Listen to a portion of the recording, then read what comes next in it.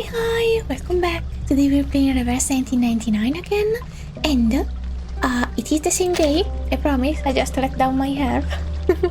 Today we are finishing the 1.6 event, notes on Shuori. I forgot how to read it. They did say it last time. And I have now eaten, drank a lot of water, and I am less mad about what happened last time. And I have to say, I don't hate this event. I'm sorry, I was very angry. I was very angry, but I will, in fact, pull for Getian. Or, I forgot already how to pronounce it. As always. It's always so loud. Sorry, I get distracted. I forgot what I wanted to say. I am still a bit upset about the character. Not even a development, it's just its character. Oh wait, I didn't notice them following her. Sorry. I was saying I'm a bit upset about the old man's character because he seemed like a characterization. He seemed to have one characterization, and then as soon as it serves the plot, it shifts completely to something that is more useful to them. And it didn't I really didn't like that. But maybe they'll explain it to me, I don't know. This old man is not starving, is not in need of water, so he doesn't have any excuse to not use his noggin. But let's just go ahead with the plot. I mean the event. Jade or stone? What distinguishes a gem from a rock? But I'm not sure. Is it sparkly or is it pretty? If it's sparkly or pretty, it's a gem, apparently. That's my definition. Let's go. But apparently we are now following... Oh, internet result. Wait, since I'm here, I think I didn't put the hotspot on. What's this message? Sorry, don't be mad. I was reading a message. Hi. I don't know what you saw. I don't know if I will let you see it. I might cut it, depending on how much you saw and what you saw. Wait, did I do the thing that I wanted to do, or did I get distracted by the message? No, I did it. Okay, everything is fine. Hi, you're back. Look up. Okay. Only vagrants and outsiders wander the streets on the eve of the Dushu festival. In front of each threshold, sparking fire burns below colorful decoration laid out in the... Sorry, this galloping is very distracting. Laid out in the dark night, peering out at each other from across sandy gravel roads that have not yet dried from the rain. I read it a bit wrong, I'm very sorry. Besmert and Niangzi continue their advance toward the jutsu in the quiet, gentle light. This place looks so different than it does in the daytime. It's so quiet and empty. And even prettier though. As if it's waiting for us. Ooh! Niangzi stops to cast a reflection into a puddle of water, so it's not how much water it is. Or was it? Because the tea wasn't enough, apparently. Attempting to comfort Besmert. It's nighttime now. They have lit the braziers. There is cloth of different colors around them. Remember our New Year's? We put up tar barrels and made festive fires. There were also decorations on the houses. Yes, I remember that. Cuties. Perhaps people here also stay with their families at this time of year, like we do on New Year's Eve. I'm a bit worried about Besmert because she is not pullable, and at the start of the event, Niangzi was preparing for a journey alone this time. So I wonder, I hope she's fine. A heartwarming custom. Yeah. Shush, quiet. Besmert stops to listen carefully to the sound. A moment later, a line of night patrolmen pass by from the corner ahead. They march at ease without stopping, clearly ready for their shift change and the chance to get home. It isn't until they disappear completely that Yenisei's figure reappears in the puddle. The guards here are more reliable than ours in the Empire. At least they don't get drunk on New Year's Eve. Madam, we are close to the Jisse. We didn't prepare anything other than these bottles. Don't cast any skills for now. You need to rest. We don't know what's ahead of us. Hold on. I heard something. Why are they so wary? If they are going to her, they know it's not on purpose. Do they expect a fight? Because of... Oh, maybe because the rest... Sorry for the creaky chair, as always, sorry. Maybe because the rest of the city believes her, so they expect a struggle from someone? I don't know. Unlike the neat footsteps of the previous patrol, the distant sound they hear this time is of slower and warier footsteps. The woman and the I forgot how to read it. Lusha? Sorry. I promise it has only been like 1 hour and a half. Hurriedly dart into the shadow of the nearby heaves. I am just... my memory is that bad. Staggering footsteps, almost limping. Sounds like this person just tripped and fell. Or drunk. She drank while she's coming out of the tavern. Also, I noticed in her ulti animation that I don't hate her, by the way. Last time I was just mad at her for being not very considerate, but granted, I was gonna excuse her saying but she doesn't seem very bright, but not being super smart doesn't mean that you can't have empathy or that you can't have goodwill toward others. But I was saying I don't hate her because she talked a bit rashly to Getian. But besides that, I was saying in her animation, she only has one shoe, but like in the second dress or something like that. Or does she lose her shoe in the animation? I never paid that much attention. I just noticed actually. Yenisei follows the sound described by Besmert and looks around. There you go, Jiu girlie. Niangzi? What is she doing here? Is she crying? She looks... Not far from them, Jiu Niangzi hobbles along. She takes 1 step, then pauses, 2 steps, then pauses, and finally stops as she prepares to turn down a narrow alley. She looks completely broken down, as though she has just been in a fight, or perhaps she's just drunk. Girlie? Oh, here is the empathy, okay. Okay, I'm empathizing now. Okay, never mind. I told you already I didn't hate her, but now I'm gonna like her, I guess. What happened, girl? They can hear her talking to herself in the darkness, a voice echoing intermittently against the silently festive street. Sorry. Why? No answers for me. Last time, I keep forgetting his name.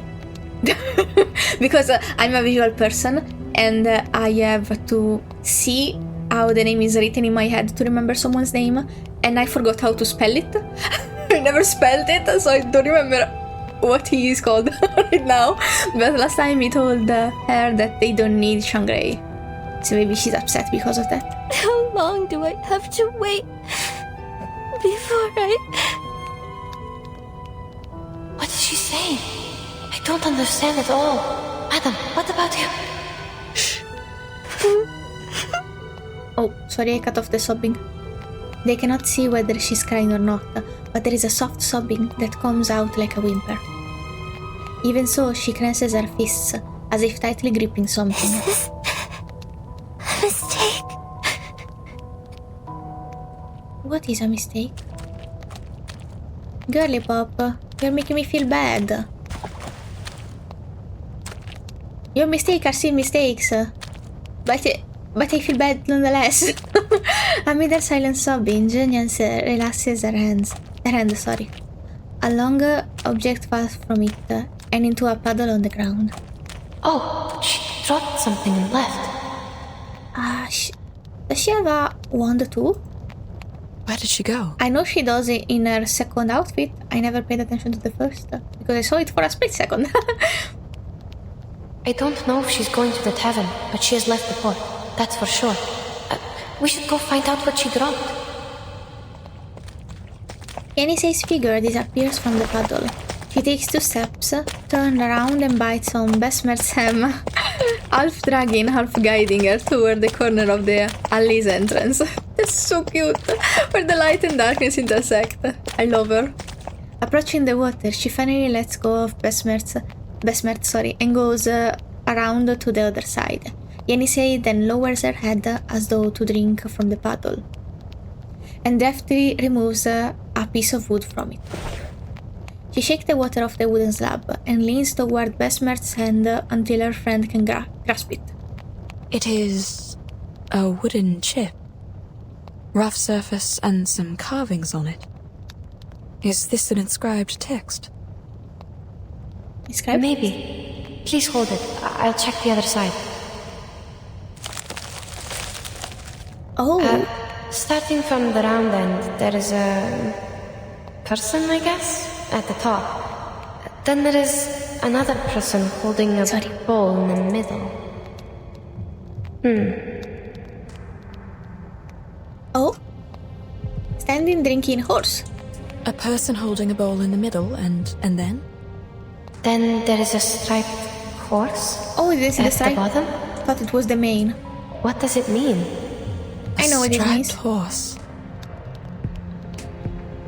Getian once said that the Lushu has a red mane and the markings of a tiger. Okay. You mean this is a Lushu? But it has no colors. Even if it is a Lushu, why was she crying? From my perspective, Jiu Niangzi is not a bad person. He isn't. I think she did all these things for a reason. Some kind of burden only known to herself. He definitely has good intentions. She has some flaws and is a bit clumsy. And the clumsiness could be dangerous. Burden? I'm only guessing. Since we didn't catch her words clearly, there is no conclusion, madam. That being said, the two of them fall into a shared silence. Since entering the city, the dark cloud of their uncertain future has followed them like a shadow. Well, there's no easy answer to any question here. We should meet with Mr. Getian before making any further arrangements. But isn't...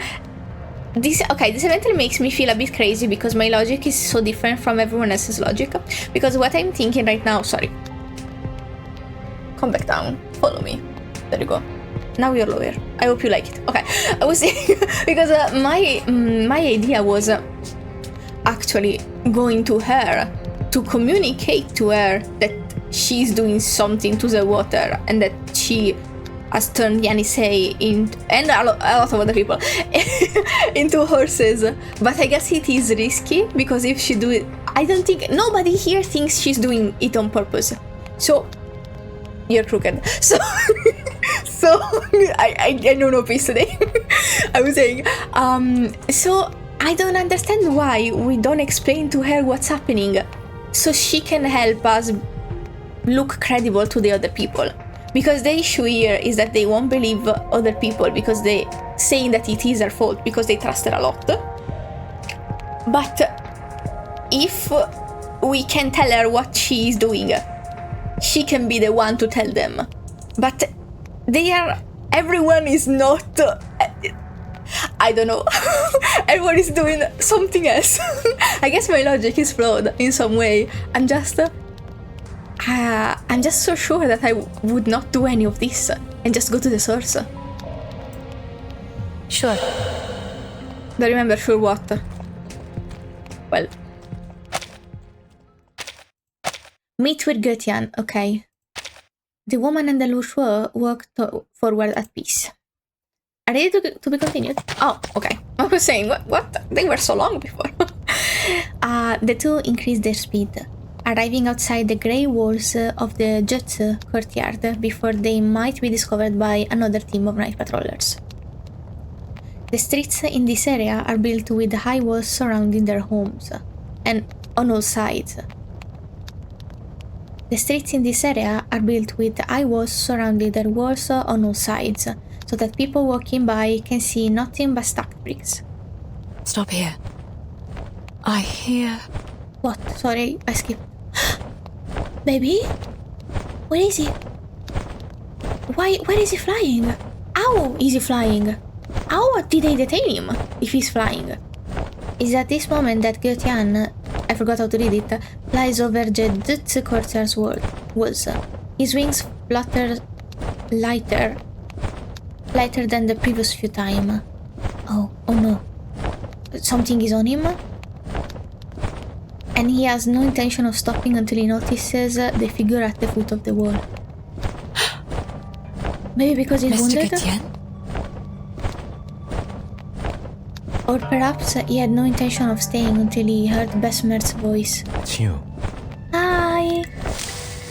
Getian perches on a tree by the roadside, tightly clutching branches bearing leaves that have only just begun to wither.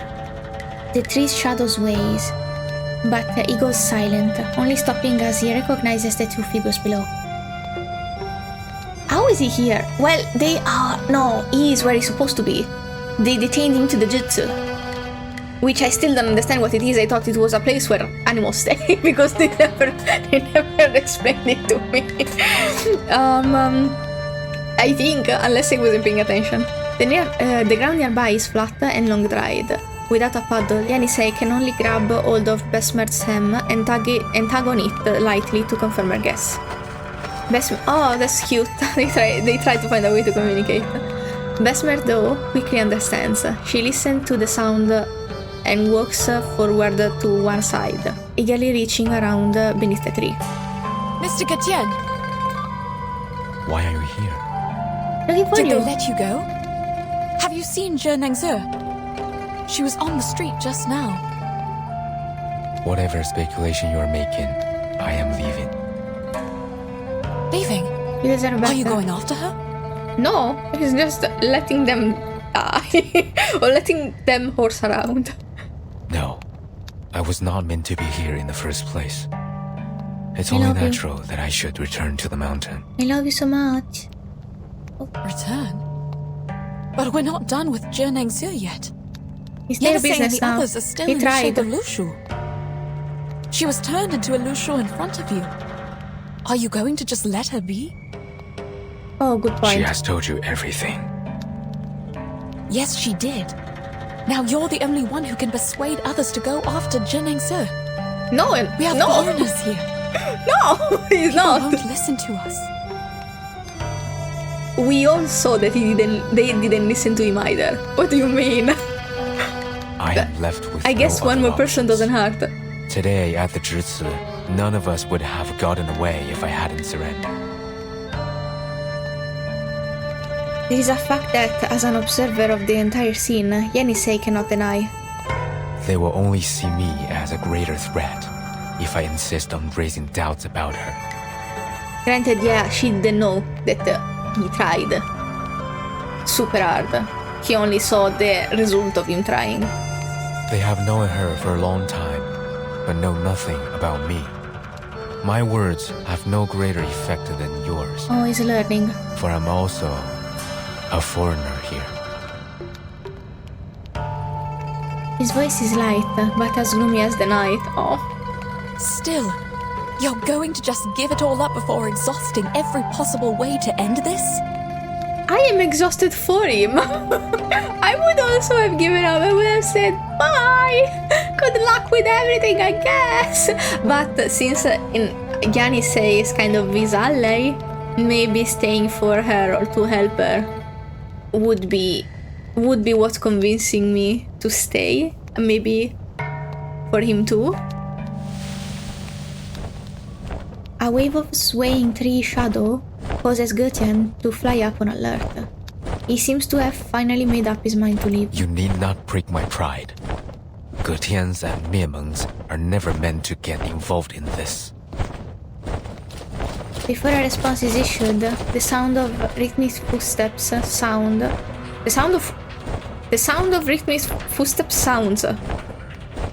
Okay, one after another. Sounds one after another. Ah, there was a weird comma in the middle, okay. Whether it is the patrol or some other city personnel, it is enough to immediately alert the vigilant trio. Getian, though, does not leave. His actions are seemingly not in line with his tongue. He's so sweet, he's so cute. There are people coming. You... Oh, you're looking after them. I knew it. Shut the fuck up. A bold and imposing voice sounds out from the spot the footstep has been moving toward. You two are in it together. The merchant identity was only an excuse you made up to enter the city. What? Isn't that so? All of these people are smoking something, I feel it. They are all drunk! Makes sense. The stories you told Li Jung made no sense at all. How dare you come back like you did nothing and break into the jail? I told you, I mean, I knew lying wasn't a good idea. I didn't think it would bite us in the ass like this. Good that it came back. It did. You go first. It did seem ominous when they were lying like that. I had a bad feeling. I didn't expect my bad feeling to be carried out. Mr. Getian! Oh, no, it's okay, babes. Let's stay together. Besmert intuits that she shouldn't just run away. At that moment, the only one who can help her confirm her assumption is Getian. The one being sought for help does not make a sound. He dives from the tree, spreading his wings to cast an immense shadow over the scene. He flies between the patrol and Besmert, turning his back to them, then spread his wings even wider until they completely block the views of those behind him. If they were working together, it doesn't make sense because they implicated him in the first place. They were the ones saying that they saw the horses with the birdman. Maybe it's because I'm looking for upside, I have more information than them. Am I making connection that they are not able to make? Is this the problem? I'm so frustrated. I'm very sorry. At this moment, he truly seems like a bird of prey. Lucians are fleet-footed creatures. Get on her back and leave. I'll join you shortly. You better. Go! You better. Don't you run! Catch them!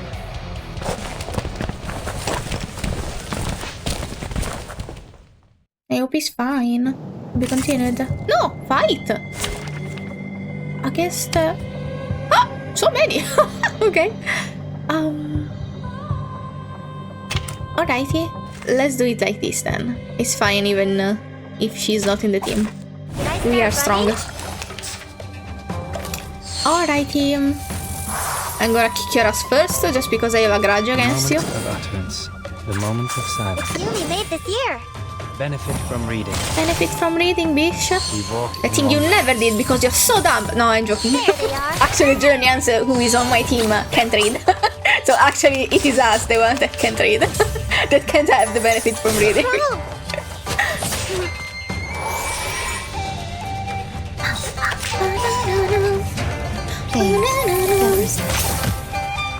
Got you. Amazing. Oh, the attacks are fun. I didn't even think to let the other one attack. Oops. I was just so mad at him. Stay balanced. He's super There we tipsy are. right now, so wow. I was saying, so she should be doing a lot of damage, yes. That's double 5,000. Amazing. Fantastic. Love that for us. We walk in long nights. Aquarium Jasmine. See, she has one shoe in her animation. Maybe she lost one. I did not pay attention. I should have. No, she also has one shoe here. Okay, Queen. Lose a shoe, I guess. I don't care. I love it for you. Fashion.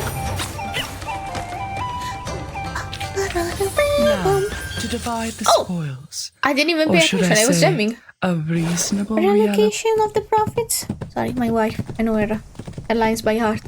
Thanks to Getian's cover, the two successfully run from the neighborhood and arrive at the shallow shore on the city outskirts, where Yanisei has now stopped twice before. At this moment, the night seems to have become even darker, without a single star to light the sky, and only faint moonlight trails scattered across the riverbank. It's been quite a while. Is he? I don't think he's following. I'm so mad. Yenisei cannot help but think of Getian's experience at the jutsu that same morning. The poor thing. Have faith in him, child. He is able to defend himself. Yeah, but he since said he managed to escape without others' help. Yeah, but he said he was coming after. After we went, and he's not here with us. So I'm sad. I believe. Now can we do the smart thing and go talk to Jiu Niangzi? I believe he is not aggressive. He's not! He Why left his would he? wand behind when he tried to save you. A long period of waiting, pregnant with anxiety. He's here! Okay, I'm happy. Is finally broken by the sound of flapping wings. Baby! Madam!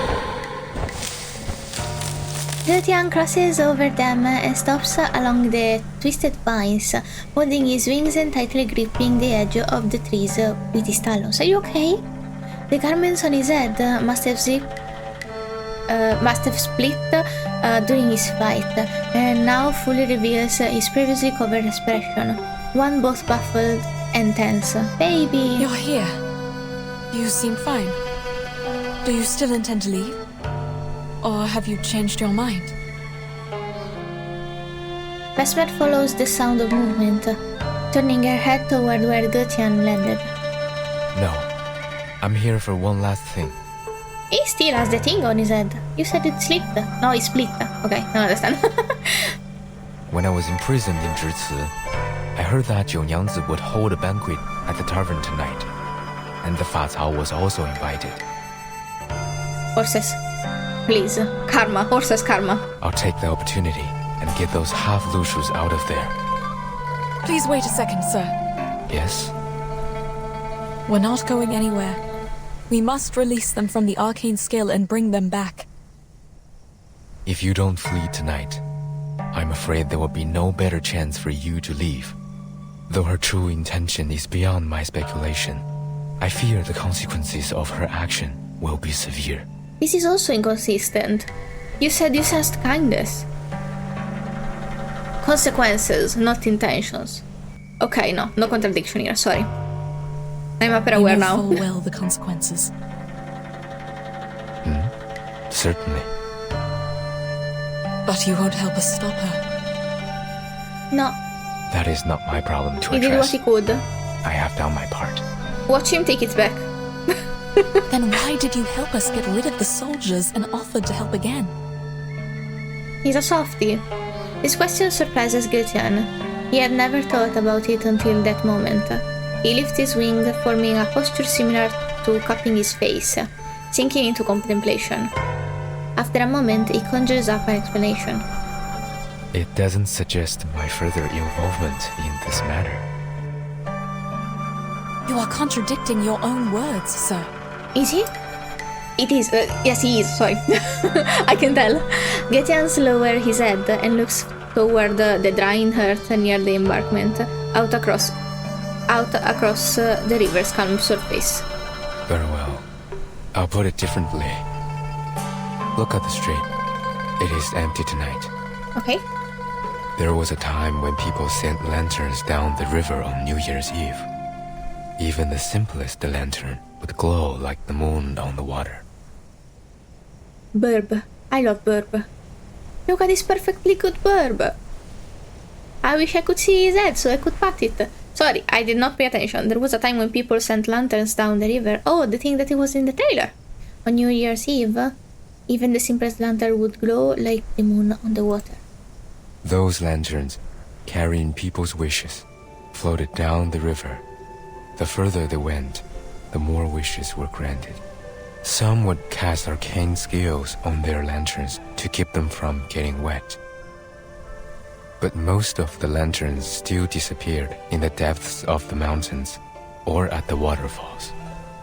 I used to look down at the city from the mountaintop, watching those lanterns float down the streams and merge into a light belt in the dark. He looks so sad. But, this is my thumbnail, if I can cut out this. They were more brilliant and vibrant than the bonfires that were lit up all night in this city.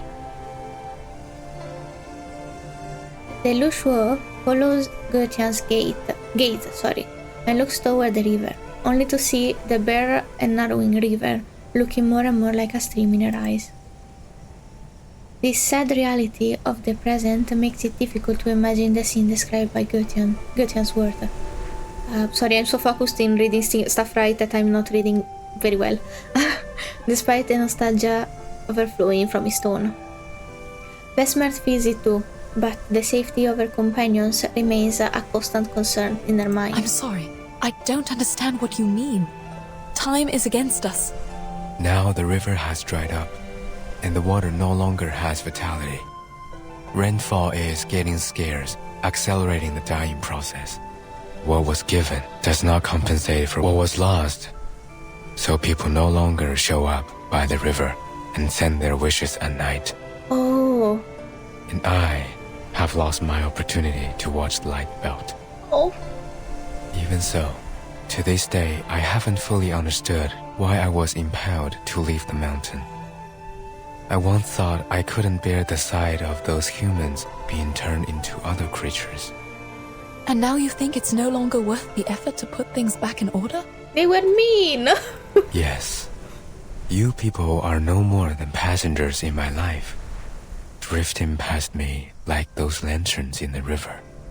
What's more, what is my purpose here if the gods of Shuori they serve don't intend to intervene? Getian's words are so full of perplexity that they are almost painful. He poses questions like cutting meat to feed a tiger, knowing that there will be no reward after throwing them out, but still he insists.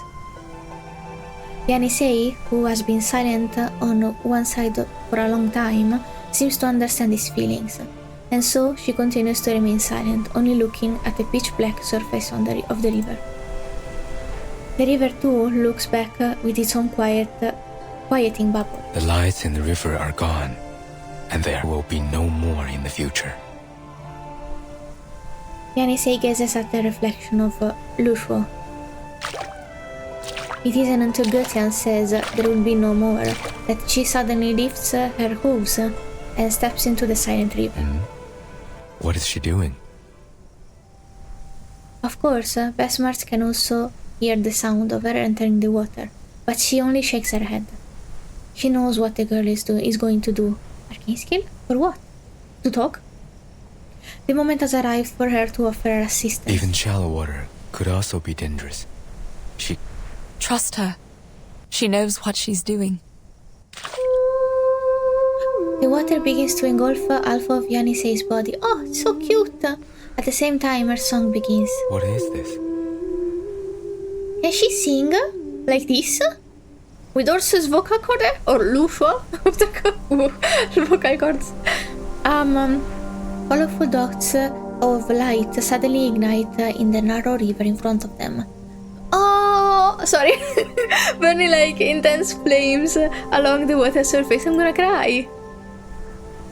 Then the dots of light mindered, sorry, I don't know what it is, to the soft riverbank. I can fill in the gaps with the context though. Drifting with a song, like travelers on the long river, journeying without end. The place where the light passes through now shines brighter than all the decoration in the city streets, more than many years' worth of river lanterns that had passed through the mountains. There are river lanterns. Yes? I can't see them, but I can feel the light. You can feel light? Maybe the worms? Are you appreciating them with your own eyes? Oh, maybe she's blind to that extent. She sees when light is very bright. I don't... No, feel. She said feel. Faced with such a scene, Getian is struck dumb. He can only sense Niangzi's arcanist origins in her bones, but he cannot even begin to imagine what is happening at this moment. Mr. Getian, the fact is, you've seen too many people and grown attached to too many things since you left the mountain. They float in your mind, glistening like the river lanterns. And you're saddened by the idea that they will be gone one day, like the lanterns drifting away from your sight. But have you thought that those bright, agile and hope-rising flakes of light would gleam once again? The path of destiny is not always a dead end. It's too soon to give up, Mr. Getian.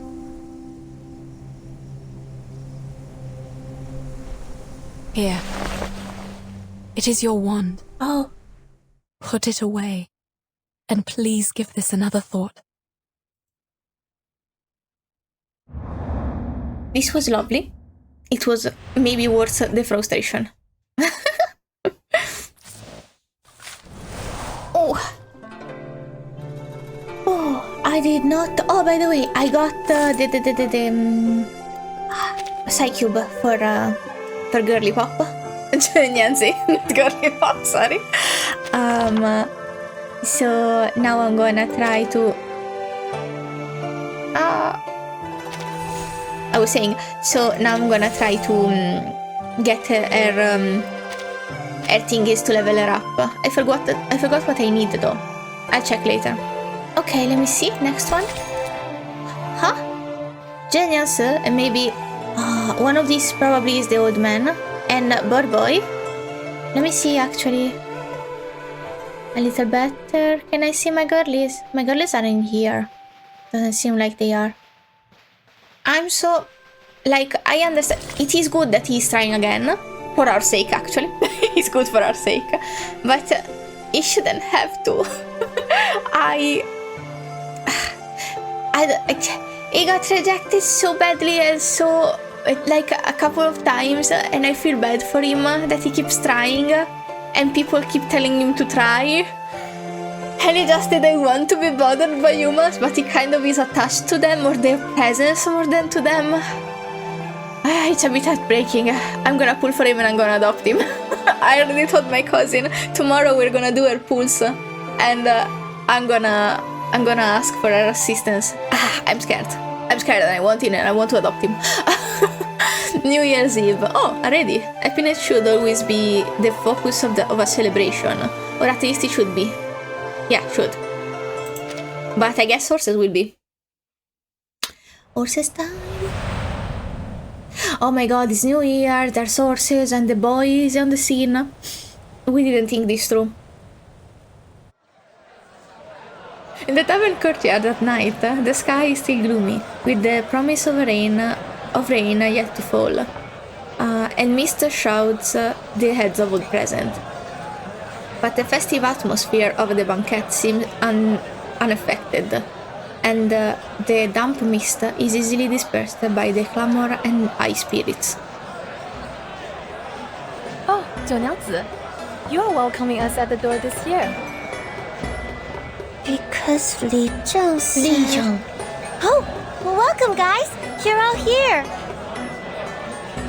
What's going on? You seem absent-minded. Here, Zhuye flower seeds. I know this is the only flower you would use to make liquor. Oh. And here are 2 festoons with auspicious deer patterns. Not a fancy kind, but I made the pattern myself. Oh, she Put it drank on tea the wall also, if not you only want. water. It will Sorry. look as lovely as the horse paper cutouts you gave me last year. Oh dear, this is too much. I'll hang them up right away. Thank you so much. Oh, don't worry. To be honest, I didn't see that you would be welcoming us at the door. I thought I could sneak in and empty the jars before you showed up. Most had intended to spend the festival at home, but now they gather here at the generous invitation of Jiu Niangzi, the golden colors of the courtyard displayed for all to see, punctuated by the delicacies and fine liquors on offer. Almost every corner is filled with people who scattered about like sand in the desert, with status and age set aside and all notions of formality cast to the wild. Wind, the wind. 1, 2, 3, 4. Jiu Niangzi. I can only count to 4. I can only count to 4? I think I had heard my cat, but I might be wrong, sorry. I love that tweet, by the way. 7, 8, 9. Huh? Oh, 4 to 7. Something's wrong. Everyone is here. I'm not sure about that. I haven't counted them up yet. That might be Fatsao. His family is here. Without him. But, oh my god. I did it again. I was gonna look for a tissue. But I turned around toward the tissues. And, okay, see, this is why my doctor said maybe I should do an ADHD exam.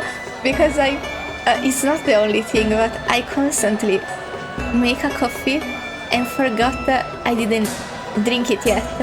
And I always end up drinking it cold. I just made a coffee. I made a coffee after eating. And it's still here. I didn't drink. I'll be right back. I present to you the coffee of shame. The cup is very cute though. Do you like it? There is also a cute sun this way. I don't really like the handle because it's very up around. It's like a sun slash flower too. Just like this one. And the cutest thing is that you can see here where while you drink there is a cute handwritten thing, well not handwritten but like in cursive, and it says al volo. It means on the fly. Well yes, literally, you can say it in English, on the fly, like real fast, without using too much of your time, right? Anyway, I'm gonna drink my sad cold coffee. Anyway, let's go ahead while I do it. Is he still patrolling? This late? Is he still looking for the foreign ladies? I'm gonna go now too. Perhaps. But it is not polite to keep other guests waiting. I see. Then let's start the party first. I'll save him his liquor. All right, What a lucky everyone. motherfucker. The hostess has a toast to make. Please pay attention. I think Getian is gonna get Thank in you. between their cheers though. I think he's gonna fail though. Oh! I have to read. Jiu Niangzi stands up above the crowd, hoping that everyone can see her. Although her mind begins blank, some heartfelt word bubble up, brought to the fore by the encouraging gaze below. Everyone here knows that I can't read and can't say some sweet words like toasting. Just say whatever you want. Don't interrupt her, you imbecile. He's encouraging her. Oh, I think. all right. Well, where was I? A toast. Right, a toast. But I can't do it myself, so I copied a line from the book at the place where I work now. I like how it sounds. But you can't read. I bid thee all to drink and be merry. Do not stay thy hand from thine cup. I guess you can kind of read. Hope I didn't pronounce it wrong. How cute. It means people should drink and drink more, so you shouldn't say no to it. Is that so? Well, whatever. Anyhow. Okay, if you say so. Without waiting for everyone present to react, she looks up and drinks her bowl, drying in a single gulp. Damn girl. Ah, girly.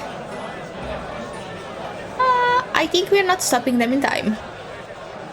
Her bowl is now slightly tilted, indicating that it has been emptied. Jiu Niangzi's gaze glides over each face one by one and finally laughs with glee. Bottoms up and fill your cups. Cheers! Cheers! Soon, the cry of cheers same begins to echo through the courtyard. One after another, rising wave by wave, until even the festoons on the eaves are shaking. Cheers! You've always been nice and warm to me since I came here. I can't do anything in return but host this feast. Hope you enjoy the liquor and the dinner. I wish you a peaceful New Year's Eve. May all of your wishes come true in the coming Shuori. Shuori? Now I understand. Shuori. Li Zheng, do you have anything else to say? A peaceful New Year's Eve would be enough. Oof. Peaceful New Year's Eve. Peaceful New Year's Eve. Peaceful New Year's Eve. Well, Li Zheng sits among them like a kindly old man from the neighborhood. I thought it was. He wasn't very kind to the birdman, or even listening to him at all, rather than an imposing governor. Oh, I guess he's both. Can someone be both? He's not out of character, right? It depends. I don't know. So maybe his character is not so stretched like I thought he was. I don't know. Probably is my problem. Probably is my problem. It is. English is my problem. That's for sure. The crowd loosens up once again shortly after he finishes speaking. The sound of clicking cups and tapping chopsticks continuing to rise and fall. You did a good job with the toast, Jiu Niangzi. Looks like you've learned something from those love poems. You must have read them unconsciously after you stuck them on the wall. Oh, please. That custom is no longer popular in our neighborhood. I'd rather transfer the poem onto a kerchief and make a purse out of it, just like Jiu Niangzi did. It draws so much attention on the street. Actually, I still can't read what they write on the purse, but the characters seem beautiful. What about the one you recited during the toast? You sounded really fluent. Who taught that to you? Oh, that's from the former Zhili, the one who went back to our hometown. She taught me that. Speaking of her, is she going to come back? I didn't know any better, but by now she should be at home, having New Year's Eve dinner. Good for her, she's avoiding all of this. Did you hear from her? If she doesn't come back, you will have to work as the official Zhili. Who will take care of the tavern by then? The tavern has never had a reliable owner before you. It would have still been run down if you hadn't taken over it. Jiu Niangzi is kind and warm-hearted. Such a girl of integrity can perform well in both running a tavern and being a Zhili. It's very cute that they love her so much and protects her and don't even think she could even do anything wrong.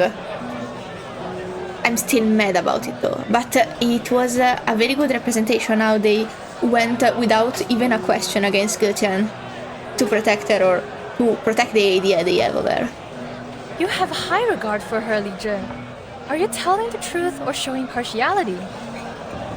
The truth, of course. What she said in the Jersey a few hours ago is still vivid in my mind. I once again realized that it's never too late to learn. What did she say? No. I'm not as good as you say. What did she say? Thank you. Things like, one can remove the footsteps, but not the path one walketh on. Act not against the nature of thy flesh, for through it all things were made. She made it sound easy. Yeah, and I don't like it. I know it's a saying. I don't think people have only one path, and I don't think people are predestined to do things, but maybe it's different for a culture. I don't follow any culture in particular, I follow my brain. And my brain feels uncomfortable at the idea that I might have one single destiny and that I can't undo anything that I did or my bloodline did in the past. I can't undo stuff that people before me did, but I can sure choose another path. The crowd erupts in a series of alarmed cries. Really? Absolutely. She is indeed illiterate, but she keeps learning and interprets the classic sayings in her own way. Even if there were other scholars, they would be convinced by her powerful speech. Sadly, the one she confronted was not a human, but a Yao. Can you disclose it? Are you drunk? Confronted a Yao in a Zhici? Was that the quiet. featherman? All of a sudden. She thought the featherman was Shangre and asked him some questions. I don't like You how... actually asked him questions? He could have turned you into another striped horse. What? Okay. You don't know better, season 5? I didn't think of that back then. This is the first time I've ever been so close to a Yao. He looks so similar to the ones in the books, so I... Jiu Niangzi, Hello? Jiu Niangzi, where are you? Hello? What? The rapid sound of footsteps approaches, and their leader's figure steps into the tavern in several broad and forceful steps. What is happening? The absurd sound severs the excitement in the courtyard. What? What happened? What is... Where is Jiu Niangzi? What happened? Suddenly. Here! I'm here! What's happening? Turns out those foreign ladies have been in league with Getian the whole time. They helped him break out of jail and hid themselves in the wild with their arcane skills. What a clown. I'm sure it will rain again soon, and it will be dangerous to stay in the wild. By then, they will come to you. What a clown, but also my plan to go to her soon, before going to anyone else, would have worked. If only we have done it before going to anyone else. Because you are the Featherman's target. What? Oh, why would you say that in front of the crowd? I'm gonna chill, I'm gonna tone it down. I'm not gonna whine anymore, sorry. In the courtyard, the crowd's gaze follow Fasao closely, while Fasao's own eyes are fixed on Jiu Niangzi. They realize now that some words of resistance is on her tongue. What? Jiu Niangzi, you... You what? You must leave here. You can't stay in the tavern. It's her tavern, bro! But it's my tavern. Why am I leaving my own place? For once. You are in danger. Since Getian was able to break out of jail, he will for sure be able to break into the jutsu. For your safety, I will have my soldiers escort you to the government office. That's the only safe place now. No, I'm not leaving. He is neither a Shangre nor a strong Yao. He said he was a Yao. Why are we afraid of him? He's gentle. Oh, there he goes. The sound of wings cutting through the air overlaps the end of Jiu Niangzi's question. The new arrival spreads his wings, like a dark cloud blanketing the courtyard's colorful decorations and dazzling lights. Watch out! She's right. Oh! You need not fear me. This lady honor of the tavern is the bigger concern here. They already drank everything. What? The well-trained guards surrounded the tavern, and the sound of running, trampling feet echoes through the courtyard. I knew you would come for her. Oh, shut up. Where are your accomplices? Oh, shut up. Are you I don't the wanna... vanguard of the team? Oh, shh. Jiu Niangzi, it's not too late for you to stop. No more turning people into a loose. He got more decisive. Too many people have gone missing because of you. He was so quiet and soft-spoken, and now he's so determined. That talk did him good. This information, unknown present, it's like a stone cast into water. Questions and whispers begin to circulate through the crowd like ripples in a pond. Turn people into a lushu? But the wanted poster says those are striped horses. Nope. What is he talking about? Sorry. Jiu Niangzi looks up into the air and stares straight at the looming figure of Getian above her. What are you talking about? You know nothing about lushus. Besides, what do I have to do with the missing people? He's talking nonsense, right, Jiu Niangzi? Save the talk. Catch him first.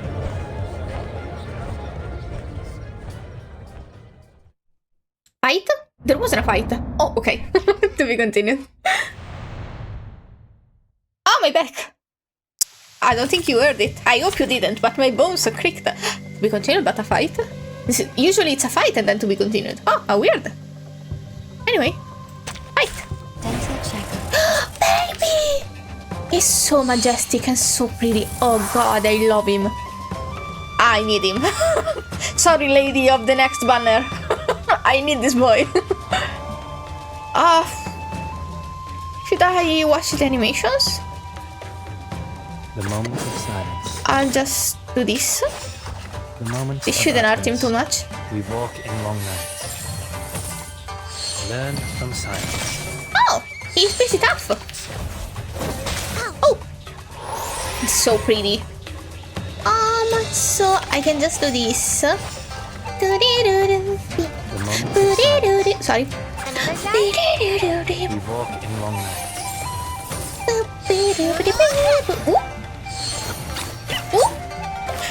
Wow, the thing they told me about just spamming 6 honor was very true. Also, that the lighting are very cool. If internet collaborates. My internet sucks so much these evenings. I always try to upload and I always fail and I have to delay. Oh, he's dead. Oops. And I have to delay the posting and I'm so frustrated because I don't want to be late. I don't want to be late and I keep being late. I think Oh! Led to the tavern. I guess it's a quest. Not companion quest. Character quest. Yes.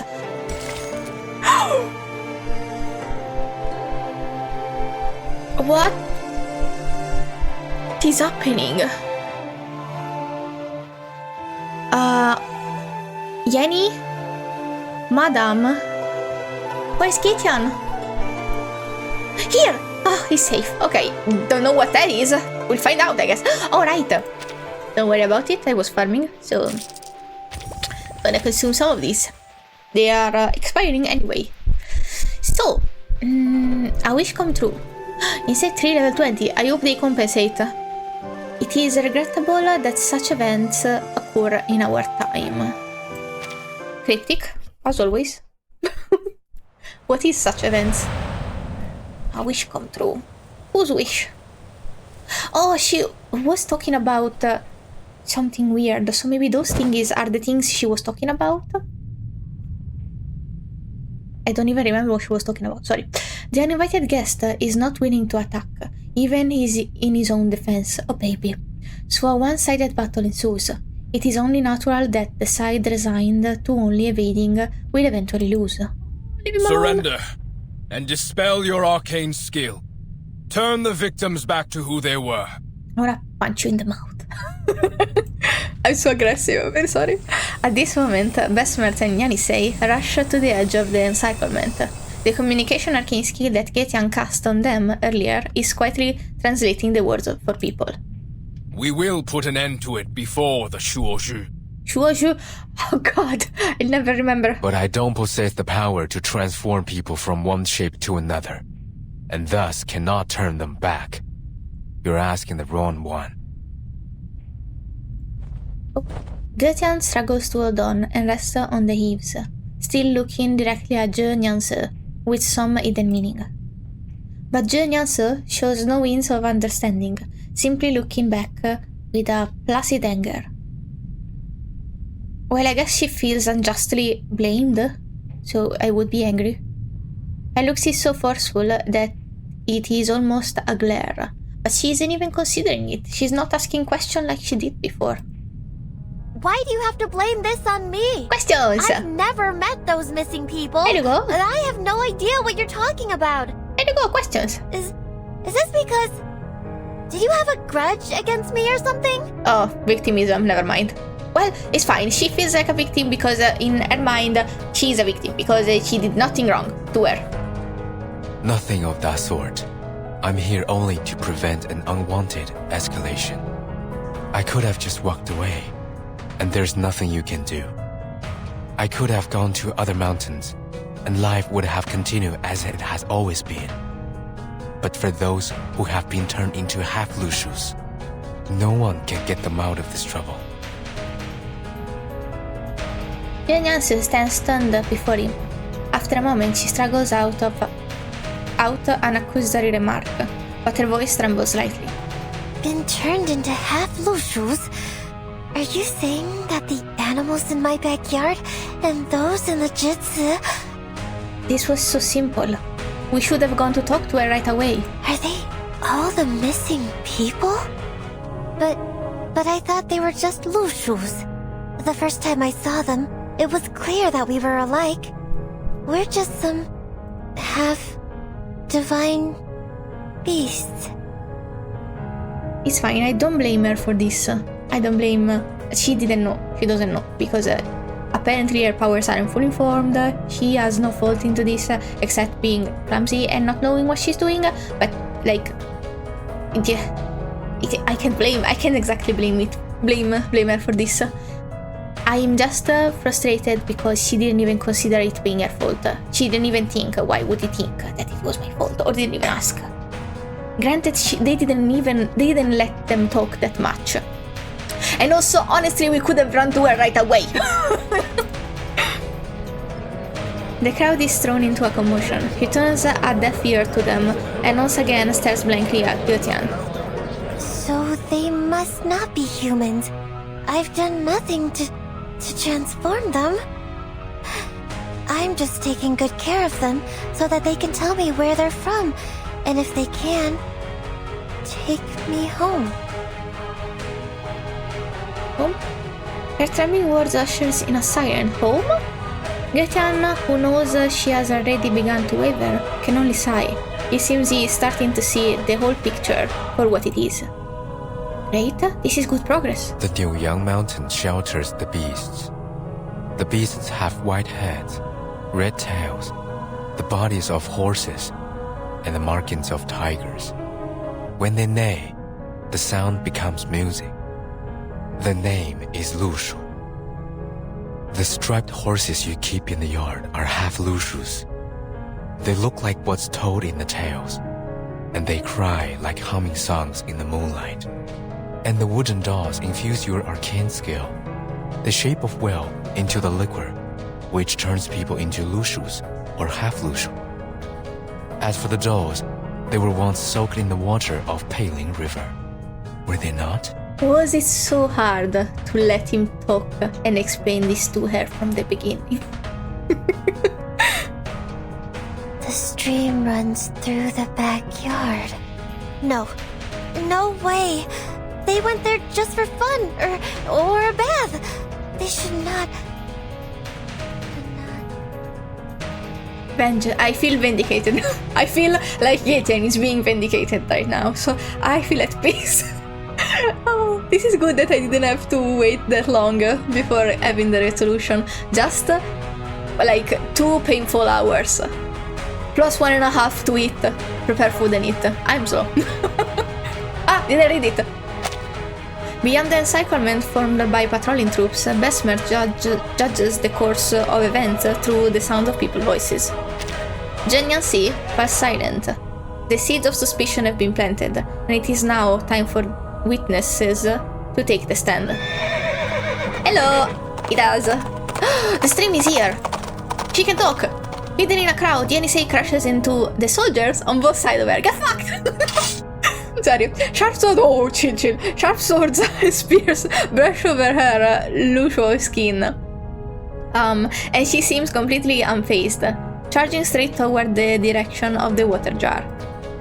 What? Who let it in? Shut up. Catch it! Shut up. Yes, the water leaking.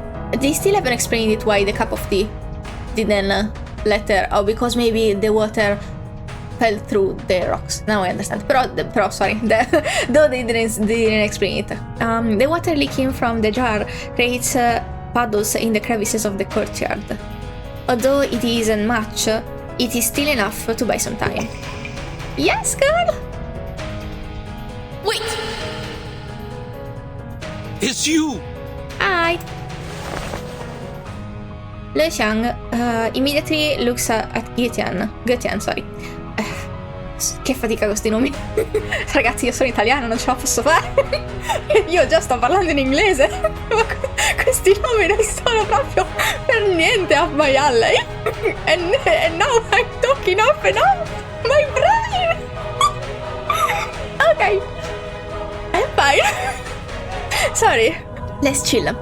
As though wishing to catch a glimpse of the arcane skill cast from his still figure, only to find nothing there. The markings of a tiger and a red mane. Exactly what the Featherman said. But its reflection is a woman? A gasp sounds out from the crowd. Oh my, the reflection. Is that the foreign lady from the street earlier? Honestly, she didn't deserve to be exposed like this in front of the whole city. This should have happened in private. After the birdman tried to talk to them once, they should have called her. They all should have talked together, and they should have been exposed exactly like this. If only they hadn't been such pieces of shit and just had brought them water for her to speak, this wouldn't have had to happen. I guess it's more of a dramatic reveal. It makes for better storytelling, but I'm still mad. Jiu Niangzi also casts a bewildered gaze toward Yanisei. You are a Lushu. You're a real Lushu now. This is what a Lushu should be. But why are you still here? I don't see what you mean, Miss Jiu Niangzi. Oh, you're hurt. And you shouldn't be here. It's not right. What are you saying? She lightly taps the pool of water with her hand, as if soothing,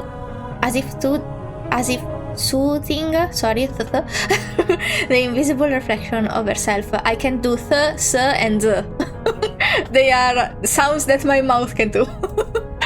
I thought you were able to recognize your teammates and had already left here. As a beast? Wait, what? Oceanwood. I get it. I don't. Did she do it on purpose, actually? Even Yanisei's reflection in the water ripples in response to this sudden realization. Jiu Niangzi, you turned me into a Lushu because you thought that would help me find my teammates, didn't you? Last night, you said you would help me, so this is how you... What the fuck? I thought it was an honest mistake. Like, I'm guessing the rest of the team was an honest mistake because they drank from the river, and the river she didn't know she did contaminated it with dolls, sorry. But she did it on purpose. Does she even know if she can turn her back? This is not accidental, this is not stupidity. This was intentional. Jiu Niangzi, I am trying to justify you in any way. Because I want to like you. Because you seem very lovely. I don't like this turn of event for your character. But I was not asking for help. I was only being emotional or pouring out my troubles. Anyway, I was not asking for anything from you. Of course! She didn't even know she could do it. There was no consent, no communication, she just did what she wanted. Or she thought she helped, yes. But she didn't even consider... I'm shocked. From the talk, I could feel the sincerity from the bottom of your heart. It was too real to be fake. I understand you were trying to help, and that was enough. But I don't understand. The Taoist said, the one who can protect and benefit the people shall be a Xiangrui. If you can, but you don't, that would be wrong. I've done a terrible job. I'm not that majestic, nor do I look like any Xiangruis in the book. I can't even turn into a real Lushu. How is that enough? I struggle to feel bad for her right now. She shakes her head. Maybe the more she talks, the better it will be for my empathy to turn on. Yeah, at the moment it kind of is off because I'm too shocked and I feel too bad for the other people involved that she fucked up. Sorry. She shakes her head because... It's fine. I don't need to explain myself. Okay, it's fine. She shakes her head and takes 2 steps back until she can retreat no longer and collides with a motionless patrol guard. Jiu Niangzi, I think you need to tell us everything. Li Shang, who has been standing nearby, now speaks. His tone intensifies as he goes on. Have you ever transformed people into loose shoes? Yes. Also voluntarily. Because, say. Jiu Niangzi turns her head, only to find that everyone's gaze has now shifted toward her, needling her with probing eyes. Answer us! Yikes. I swear, I was trying to help. Girl. To help everyone get what they want. Just like the former Jilly. She wanted to go back to her hometown, so I offered her a drink and sent her back. Jiu Niangzi, do you understand what you are saying? I understand every word I say. I'm sorry, how do you redeem this? Her reaction says more than any confession. Every sentence is a declaration. Every sentence is an interrogation. Jiu Niangzi, what have you done? You should have asked this a lot earlier.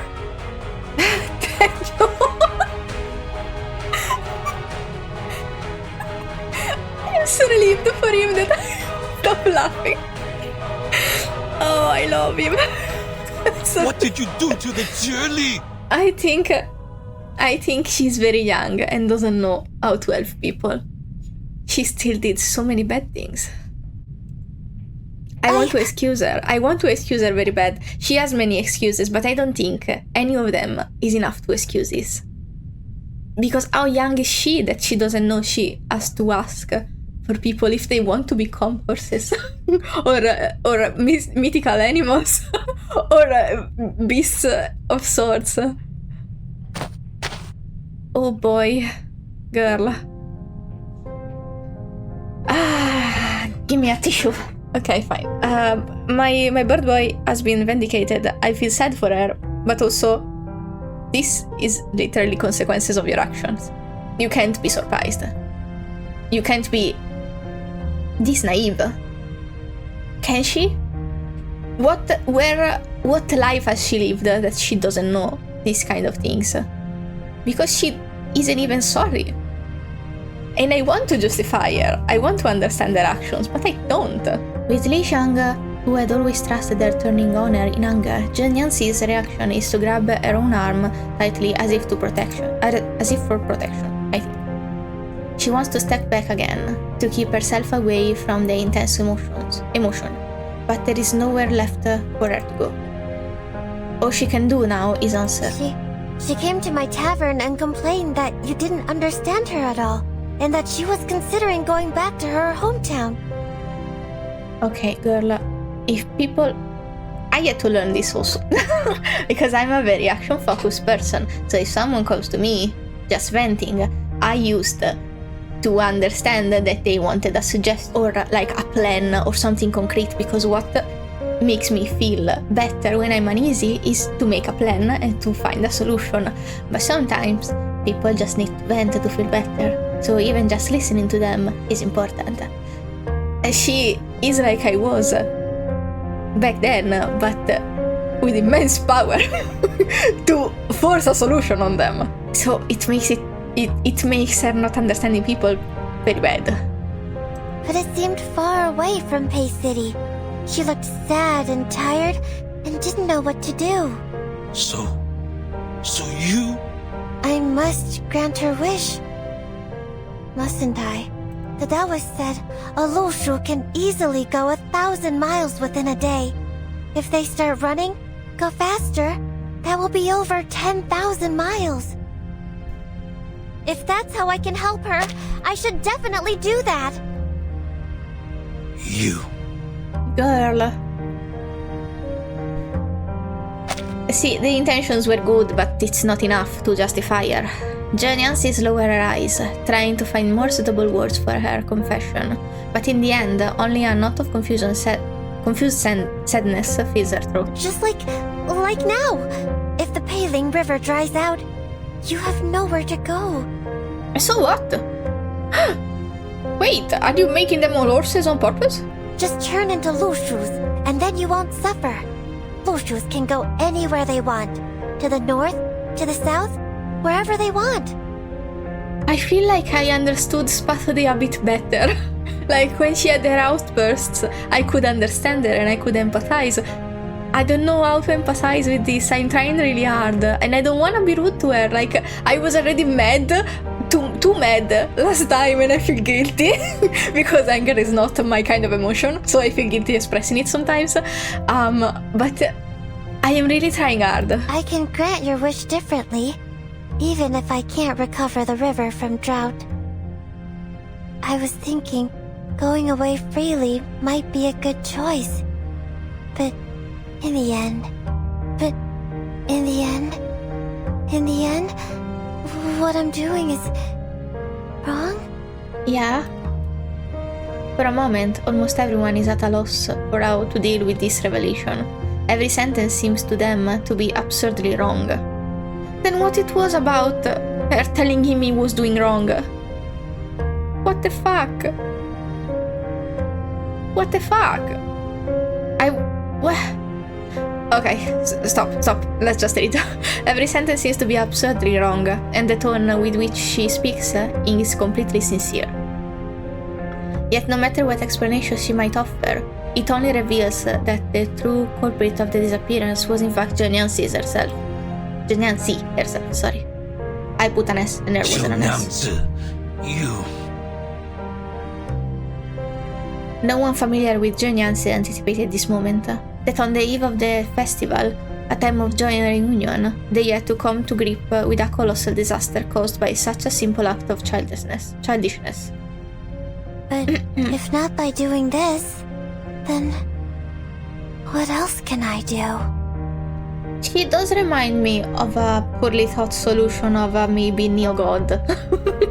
Like, I know Shangrais are not gods, because they have other gods. They have a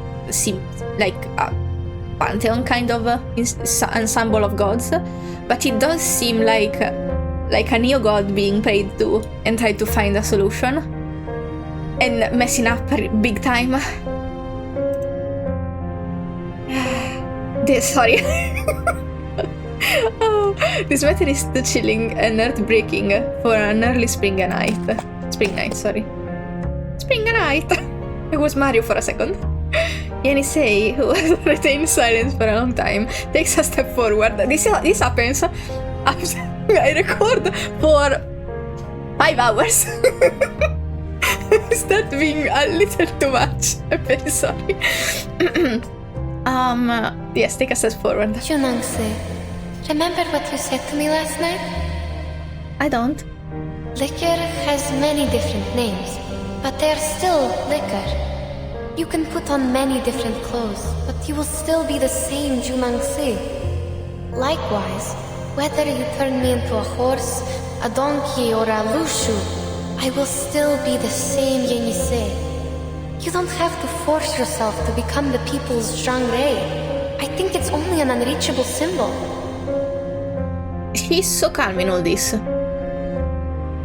I love her, I appreciate her, but if I had just discovered that the maybe new friend that I made turned me on purpose into a horse beast, I would freak out a little maybe, and I'd be kind of mad. What matters is that the Jiu Niangzi I know would do whatever she could to help others. That's just what the Zhangrei does, as far as I know. Even though some results turned out to be not so satisfying, your sincerity is as valuable as the Zhangrei itself. So now, you just need to turn us all back. Can she do it?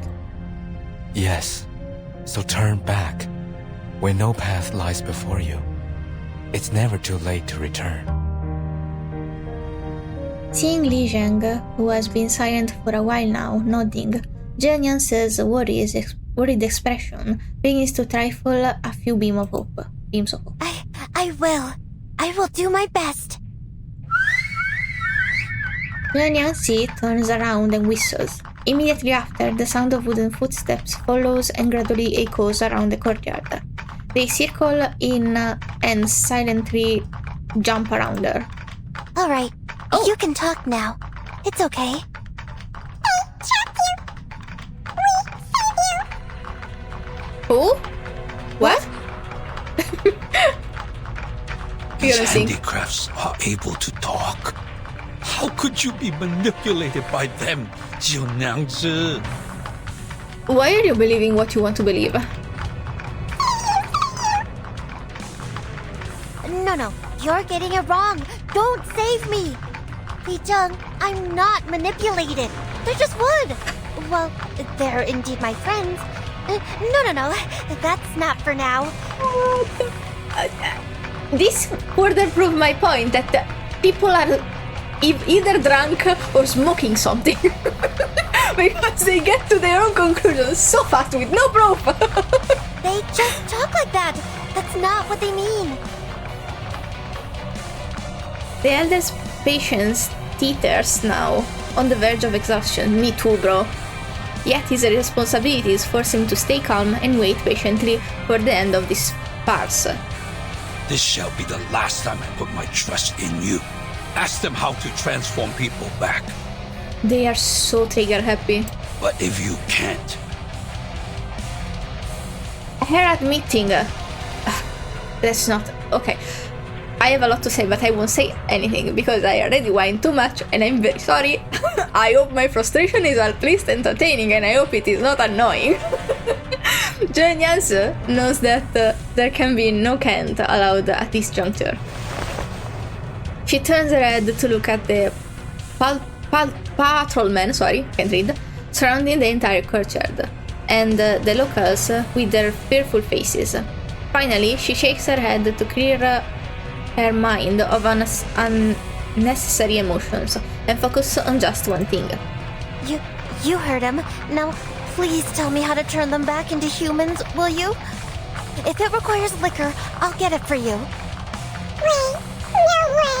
No turning back. The white-haired Taoist, the yellow drawing on forehead. You forgot.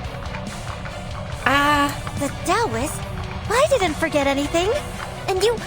I see. You must be messing with me because I treated you badly this morning. This is your revenge, right? It's not the time for it. I really need you to... No way. No, there must be a way. I must be able to dispel my own craft. At the end of her somewhat lackluster speech, her voice weakens to a whimper, an acknowledgement that there is no way out. You must come to the jutsu with me, Jiu Niangzi. We'll see what we can do. He signals to the patrol soldier to come forward and take her away. At this moment, at least fairness. This one time. Jiu Niangzi no longer seems willing to cooperate, and instead takes another step back. I'm sorry, but I must fix it. I can fix it. This is all because of me. I need to... He makes a little gesture, attempting one final desperate act of self-salvation. I will think carefully. Think of what I did before. I can do it. I can do it without them. No, it hurts. Very writhing pain. What that? What the fuck? I don't like this sound. Okay, it's over. A dim light emanates from her forehead. Ooh. Horns, maybe? Nah. Like moonlight or the silver stripes on the luscious skin in the dead of night.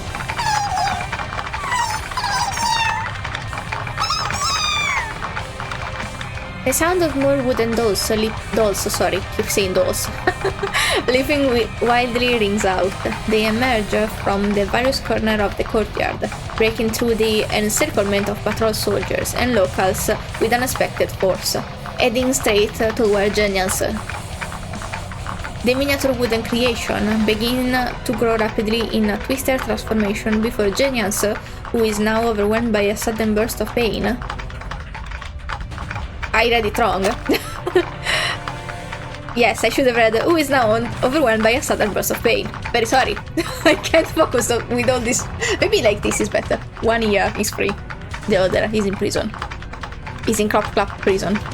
They shift from a human form into strange, enormous beasts. Oh, To this point, everything has proceeded almost exactly like the prophecy. I hope you didn't hear that. I'm not gonna explain what it is. You don't need to know. Oh, yes, balancing. Thank you. You can have one helper. Helper? What do you mean, helper? I might as well. Oh, wait. Since everyone is. Yay! Is everyone else and dead? he heals, so maybe I can get in a second buffer. Just there you go. It seems right. I don't have a shielder and I have a healer that I can't use. Oh, this is fine. Oh, Peace be with us. That was cool. I'm fine. Everything is fine. Okay. Whoa. Hello.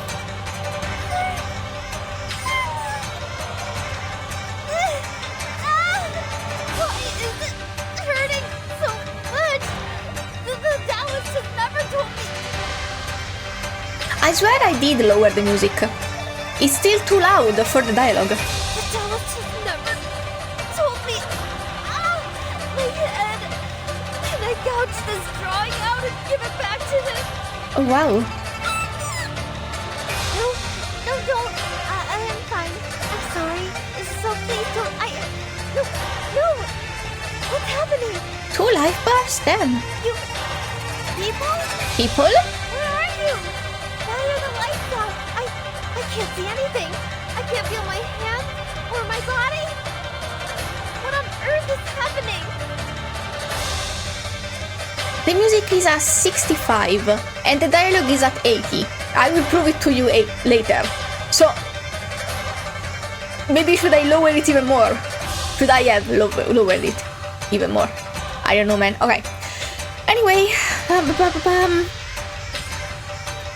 just throw a debuff. A buff on Girly Pop. Another buff on Girly Pop.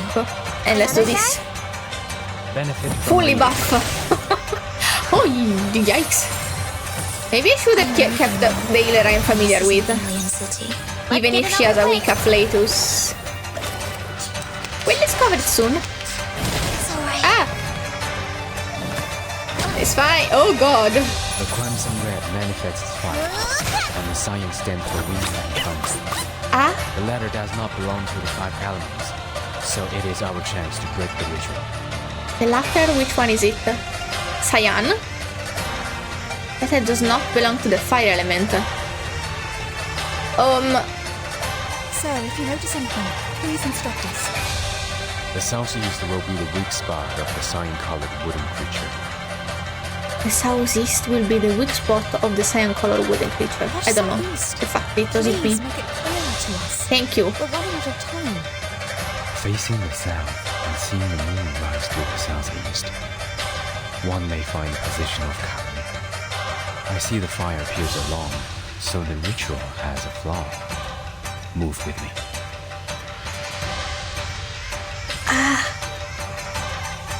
Is this? Careful. It is performing some kind of ritual, but we are getting too close. I need a full view of it. What are you doing? You can't just... I sense danger. Jiu Niangzi, stop the dolls immediately if you still have senses. I can't. What? Stop who, you said? My wooden dolls will never hurt anyone. I see how they're not hurting anyone. Just like me. Oh. Not promising at all. Anyway, let me just... debuff. I will not stop this attack because I want to see it. I could though. I'm losing my patience. Ooh! Get out of here. Oh! This is, I think, the first time I'm using medicine pockets, by the way. Oh, yikes. Also, I guess he has cast Revitalize on all the team. So that's what's happening, I guess. I did not pay attention to the attack. Well, fantastic. How much liquor does she have? 7. Oh, wow. For this. You made this year. I'm losing my patience.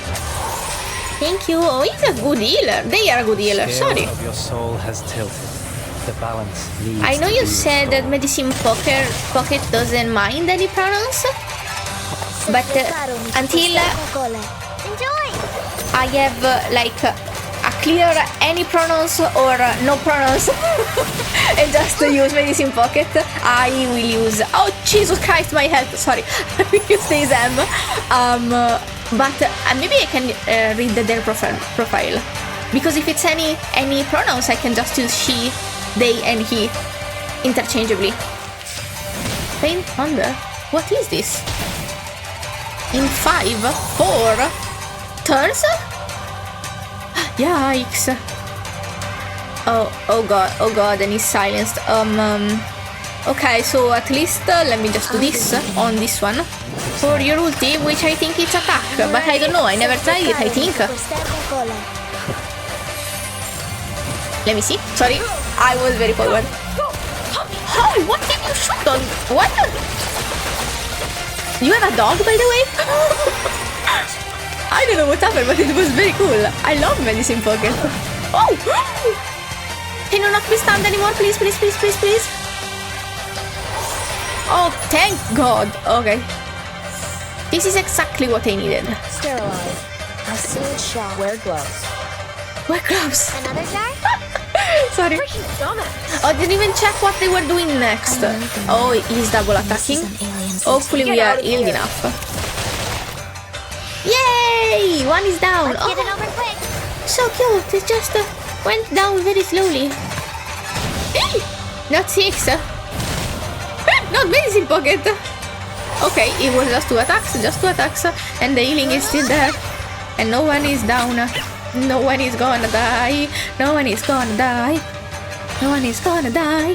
I should have gotten a shield there. I should have gotten my girl. I should have gotten my wife. Sorry, I'm fine. Everything is fine. Everything is fine. Oh, that is a ulti. Everything is not fine. Ah, help.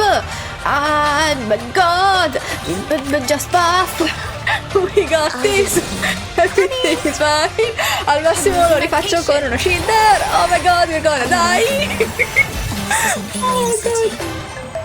Girl, you're dead next round, aren't you? We are all dead next round. Okay. Wow, that's a lot of damage.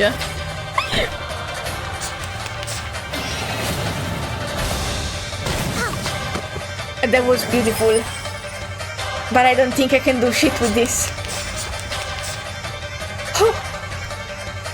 A sealed shot. Se flecaron y secuestraron cole. Let's redo it very calmly. Okay, let me just adjust the volume, because maybe it's one of those games that even if you, when you close the game, the settings, no, they are still here. Let me just do a cautious 50. Oh, so quiet. I think the proof would be this music. If it's too loud, it's not. Okay, okay, I like this. 50 is probably the right one. Now let's listen to the dialogue. There you go. She lies with you. Wow! All the stacks. Just like real dialogue. Thank you, girl. Fighting.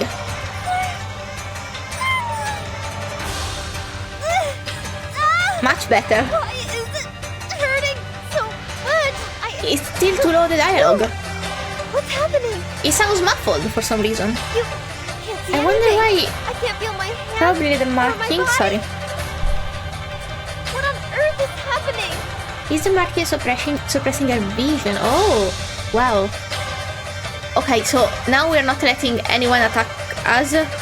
And as I say this, I notice I don't have Sonetto. So never mind. So this time we have Tooth Fairy, so I'm not scared of anything. And also my wife. Also, I did not understand this instruction, by the way. I'm just winging it. I just understood the cyan one doesn't belong in fire or something like that. And I see he is fire. So what? Oh God. Oh, good healing.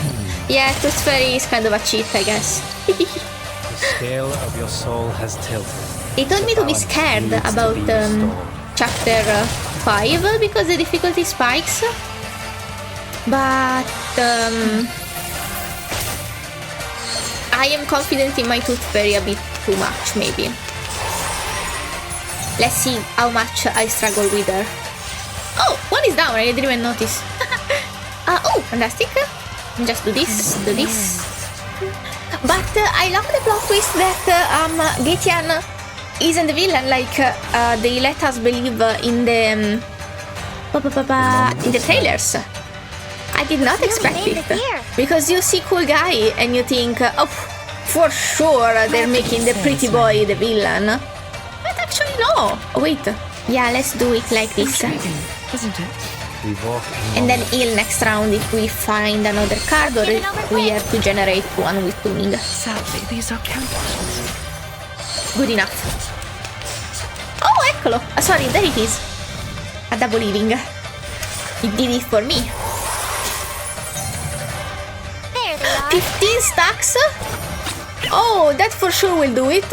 Oh, almost. Well, Another jar?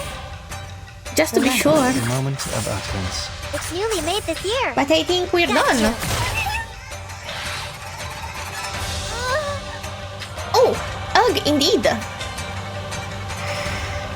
Is? The fuck are you that are racing at me?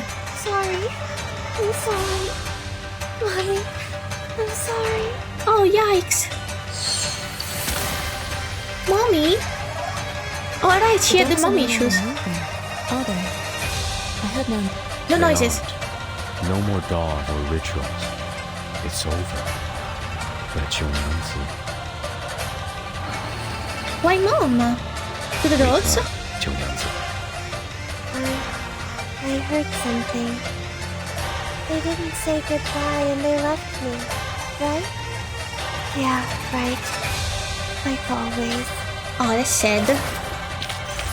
They are much naughtier than the Foundation's kids.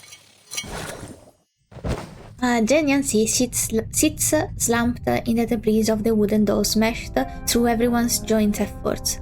The pain fading from her face leaves only a desperate look of despair. She holds the fragments of wood, helpless as though she were that weak and panicked girl in the bustling marketplace once more. Seems what they said is true. I can't do it. I just want everything to be back to normal. Is that too much? There should have been ways to undo it. But now, even I am confounded. Your pain is real. Then... Beside the broken water jar, Yanisei looks toward Besmert, who seems to feel something and gently breaks free from the stupefied patrol soldiers. This static counterart is like a frozen scene, and Besmert is the only actor walking freely on the stage. Not being able to see the danger gives her an unworldly calm. You said you can't do Unworldly, sorry. Not that you don't want to, right? The arcane skill with conditions cannot be taken back once it is cast. Just like the irretrievable curses and vows in Siberian shamanism. I can see some markings on this girl's skull, like an unknown seal. I've been speculating about what caused limitation of her power. This may be the reason why she's in pain. A seal powerful enough to change one's marking on the bones is not to be easily broken. Skull? Jiu Niangzi raises her hand and touches her forehead. The yellow drawing upon it should have been swept away by this sudden movement, forming a colorful mark or something else, but it doesn't. I don't know what you're talking about.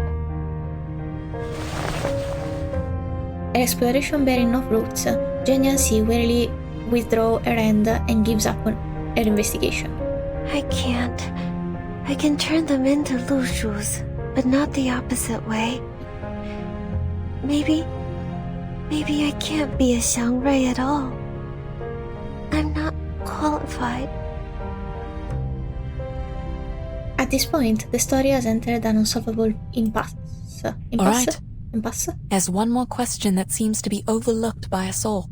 How many people have drunk Jiu Niangzi's liquor? In the merry festival spirit? Everyone, probably. To be continued? Yep. Well, it's almost midnight. I can hear my mom watching TV, so I probably can go forward tonight. I only have 4 chapters left. If I can't finish it, I will finish it tomorrow, and then 1.1 will not be able to come out probably. But at this point, I don't think I will be able to play 1.1. I really wanted to. Sedge. Someone told me that it did have some valuable information for the plot. I hope I'm not losing too much by not being able to play it. Farewell to the past. Ah, is she leaving? Clasp your hands, bow your head, and become a figure gazed upon.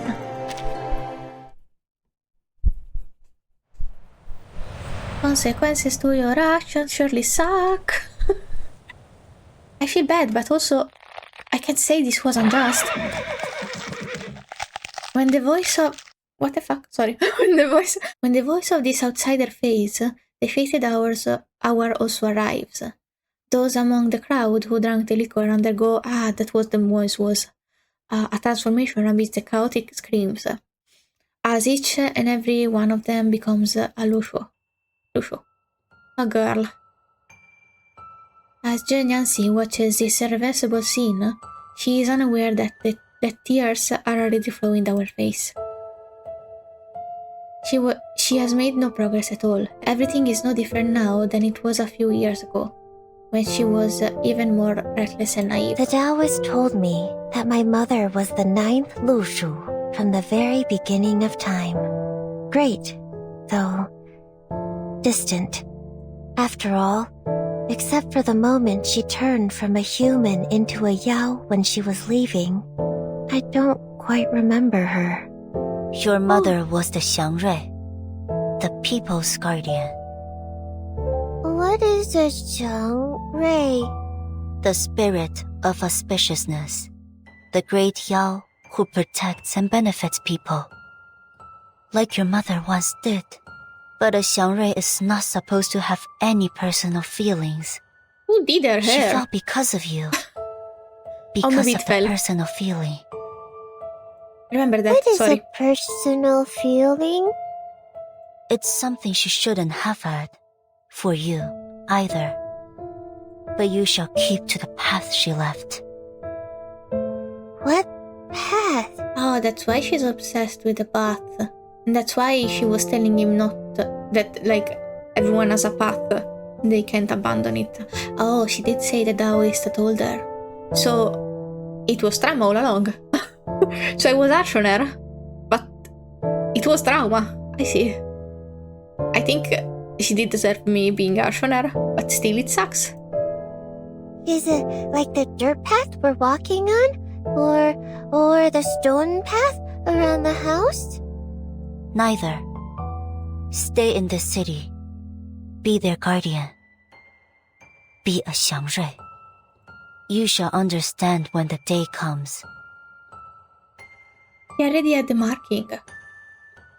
Damn, you really chose a path for her since she was a child. The Taoist brought me here and left me here. Huh? Oh, I see. That's exactly what my mother, the former Xiangrui, did to me as well. So I took departure as the price of living in the human world. What the fuck? Before I came to Pei City, the Taoist guaranteed me that, be a Xiangrui, and then you will understand her. How alluring was that? That's why I chose to stay here. And no wonder she doesn't know what's good, what's consent, and what, like, so many things. No wonder she's so childish. Now it makes sense. Still enraging, but it makes sense. At first, I couldn't stop thinking about what the Taoist Well, not said. enraging, frustrating, maybe. But I had no idea how. because I was never taught how by anyone.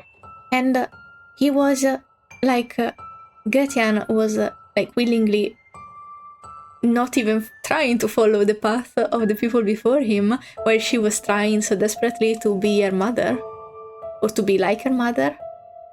She didn't really understand him. Well, I knew it wasn't in bad faith, all the things she said to him. She couldn't even fathom the fact that he didn't want to be like the other people before him. Or Yao or Shangrai before him. It was still a bit insensitive to say, but definitely she didn't know any better. She was following her teaching. I didn't have any other choice, so I started to recall my mother by piecing together the scattered words and descriptions from books and legends to recall what a Xiangrui is. I tried to be her, tried to replace her. Mommy issues! Just to meet her once again. Can you do that? If I got to meet her, I would ask her, what was on your mind? That's what she was crying about before. If only you could see me doing such a great job as a Xiangrui, would you feel even the slightest twinge of guilt? For deserting me, for leaving me alone. No, a Saki mother is a Saki mother. Well, looks like I've neither truly understood her, nor a Xiangrui. I wish someone had taught you not to look for validation from someone you didn't even met. Or I wish someone would have taught you to be a little more spiteful.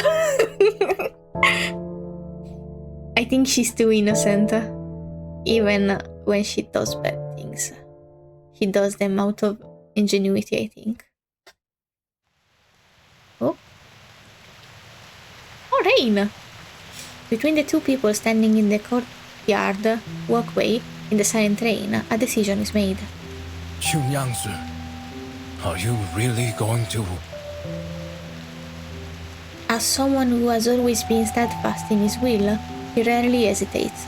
He doesn't know which words to use to emphasize the danger of this matter to the person in front of him, or whether all words are powerless before our final choice. And so, ultimately, he remains silent. It's fine. Oh! I know there's no one who could jump over it. In order to stop me, Beijing even told me some stories, and they were not very suitable for children. What do you mean? But I have to, because there's no other way. What do you mean? What do you mean? Only the divination. As in gruesome? Or as in something else? Well, you can't talk about Shuori without the divination, right? Shuori. So not on Shuori. Not on Shuori. I said it so wrong so many times. I apologize. Thank you for letting me go. You even brought me the clothes. But the Julie is not here. I'm not sure if I'm wearing it right. Probably not. But it's okay. Even if it's wrong, it still looks new and colorful. You slay pretty hard, so it doesn't really matter if it's light or not. She pats the hem of her skirt aimlessly, then folds the cuff, and finally folds back the silk drapes once more. When she cannot find anything else to fix, her farewell rises to the tip of her tongue. Thank you. Thank you so very much. They are very accepting of her fuck-up being genuine and not mean-spirited, but I hope they apologized so very much to Getian. I'm leaving. Then, sorry. Jiu Niangzi steps back and places her hand beneath her forehead, palm to back. She bows farewell to Fa Sao in the hallway, and the Lu Shu turned from Li Zheng. A gesture of gratitude and an apology. She has never performed such a ritual before. This will be the first and last time. Perhaps we will find another way. You don't have to. He doesn't finish, because anything he wants to say would be untrue.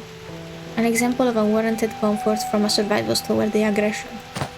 Yikes. And so, Jiu Niangzi says nothing. She shakes her head as if she hadn't even heard his proposal, retreating into the rain, and then turns around and walks toward the outside of the jutsu. Her footsteps have never been so relaxed before, with each step becoming faster and faster, almost evolving into a sprint toward the end. She runs toward the outside of the city, but not to escape. So what is she doing? Or what is this that they are stopping her? I thought she was leaving. Oh, hello. Broken bridge outside the city. The rain has not stopped since the previous night. Outside the city, Besmert and Yanisei stand at the end of the broken bridge, gazing at the misty bank opposite to them. Getian is perched on the tree. It's so cute that they hung out together now. They are besties. I thought, how cute would it be if Yanisei and Jiu Niangzi would become besties, but the unexpected thing that I really needed was Yanisei, Besmert, and Getian becoming a trio of besties. I love this. I wanted this for me. He has been there all along, arriving earlier than the others. Mr. Getian, we are left with only one option, which is to stand here and pray for her. Correct? Pray that the Ask and Acquire, or the divination, will answer us and give us what we want in a flash. But is it really possible? No clue. I think not. We should go. Okay, what's the next plan? Besmert listens to the advancing footsteps around her, emanating from all those who are walking toward the broken bridge, still remembering the auspicious significance of this New Year's Day. At first, she tries to distinguish the voices that might be Fasao and the others, but as the rain grows heavier and louder, she finally gives up. I heard today is a special day for the locals, known as Sui Jiao Chuan. Oh, that's how you read it, okay. Sui, no, maybe not, because it's Besmert. Mr. Getian, what is Sui Jiao Chuan? Besmert holds her wet fringe? She has a fringe? To one side, sorry, and tilts the oiled umbrella toward Yanisei. How cute. The Lushu silently approaches and leans against her tightly. It comes from an Asian proverb. 百载难逢，岁朝春. Probably, maybe. It's the first day of a new year, and the first day of spring.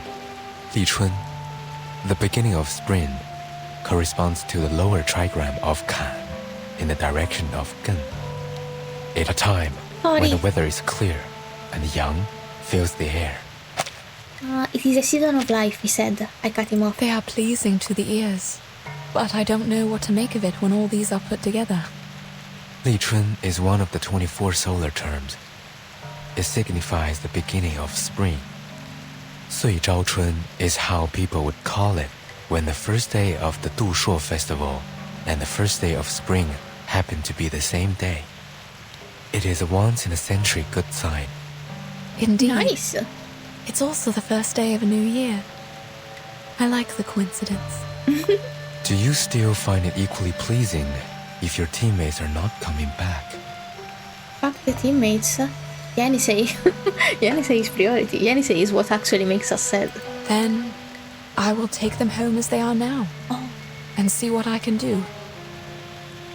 I know the words are hidden behind your silence, but this is the best option for now. After all, as you just said, prayers are not enough to bring them back. They could, for a time. But that's only what happened in the past. As you just said, good days only exist in our memories. That was before the flood. The aftermath of that disaster lasted longer than I thought.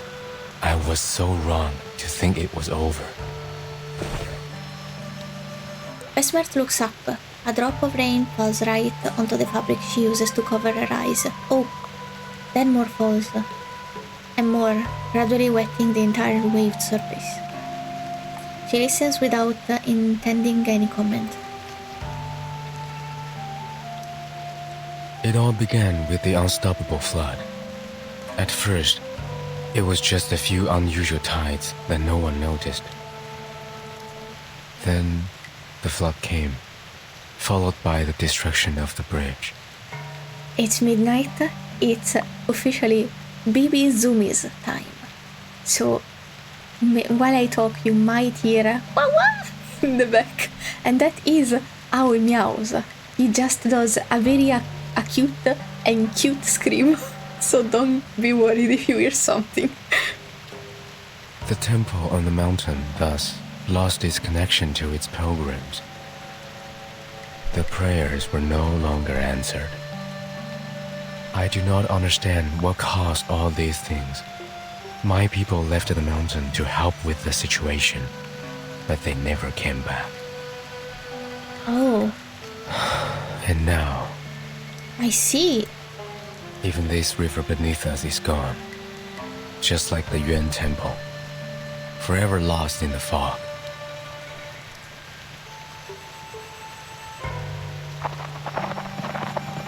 Behind them, the city residents gradually approach and carve words of divination onto the wooden sticks in their hands. She had a wooden stick too, never explained though. Just as they had in previous years. They are prepared for the fact that there may not be an answer to their questions, but they know nothing of the reason why. Besmert feels the weight of growing crowd. They gather and write in the rain, working tirelessly for a long time. Is it the eternal fate of humans and arcanists to act upon desire they know cannot be realized? It's useless. The god won't hear us, nor will it see us. Please know that I don't mean to offend you with this question.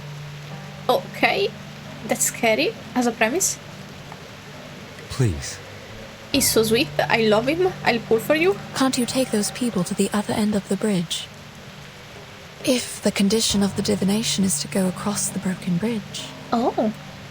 Though we're both outsiders in this place, you are more naive than I am. Huh? One can only meet the condition by going over the bridge oneself, even if the price is their life. Oh. You might think it's cruel, but what good would it do if people were easily given what they asked for, without paying a price? Wouldn't it make others' suffering a joke? I think it's a good point. A bit harsh, but a good point. Getian lowers his head to look at Besmert and quiet Yenisei beside him, thinking that they perhaps do not believe his words. He rarely needs to say so much to others in such a short space of time, but since he has already started, he might as well finish. You don't believe me? I love him. I'm trying to understand. It's all the same. I can take you to the other side of the bridge, but you must not be disappointed if it ends up fruitless. Pardon? I can take you there. Why? Why the change of mind? Haven't I mentioned it before? Mentioned what? Your bones. Among all the others, you are the only one for whom I do not recognize the markings on your bones. Oh? What does it mean? What does it mean? What does it mean? What does it mean? Oh my god, BB. He's starting to scream. Zoomy times. Not zooming around quite yet. I cannot hear him zooming. But soon. What is that? Are you seeing what I'm seeing? She's jumping. She's jumping. Wait, what is that? Paper? Like a long thingy. In Italian they are pergamene, I think. I don't know how to translate it in English though. Very long sheet of paper. That's all I can say. Another way out. Leap across the chasm and rediscover the lost unknown. Actually, it's a better solution. For her to jump. Her request is learning how to convert everyone else back. Easy. But the not very easy part is making the jump. Let's go.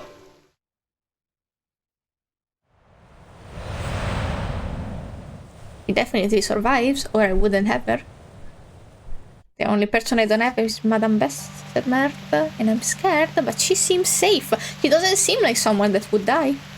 So I wasn't scared to begin with. I was perplexed, not scared though. This new discovery swiftly draws Besmer's attention away from the broken bridge. What is that supposed to mean? Judging from the fact that you have unreadable bones, you are certainly neither a Yao nor a human. A Grumkin? No. What is a Grumkin? Oh, I'm also an arcanist. My instinct told me that I should flee to the end of the world the moment I saw you. What is she? You did run away, along with my poor teammates, who were turned into lushus. Close enough? I kind of like their dynamic though. They're both calm and lovely. I love them. I could not have imagined being around someone with unreadable bones.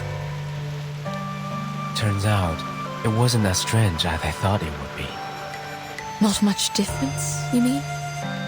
Like the people here believe that there's no difference between humans and arcanists, which makes me very surprised. Based on the bones I've seen, they are different. Oh. It's just that. Doesn't make a difference, right? We are the same when we desire something. Besmer turns her face toward where the people are moving. She holds her face as if firmly staring at something, despite her lack of sight. I wasn't questioning you or the temple when I asked you about flying to the other side. I wasn't even questioning the strange condition of this arcane skill. What do you mean? I was running out of options, I guess. Oh. It was just some futile effort I made when I realized this was a dead end.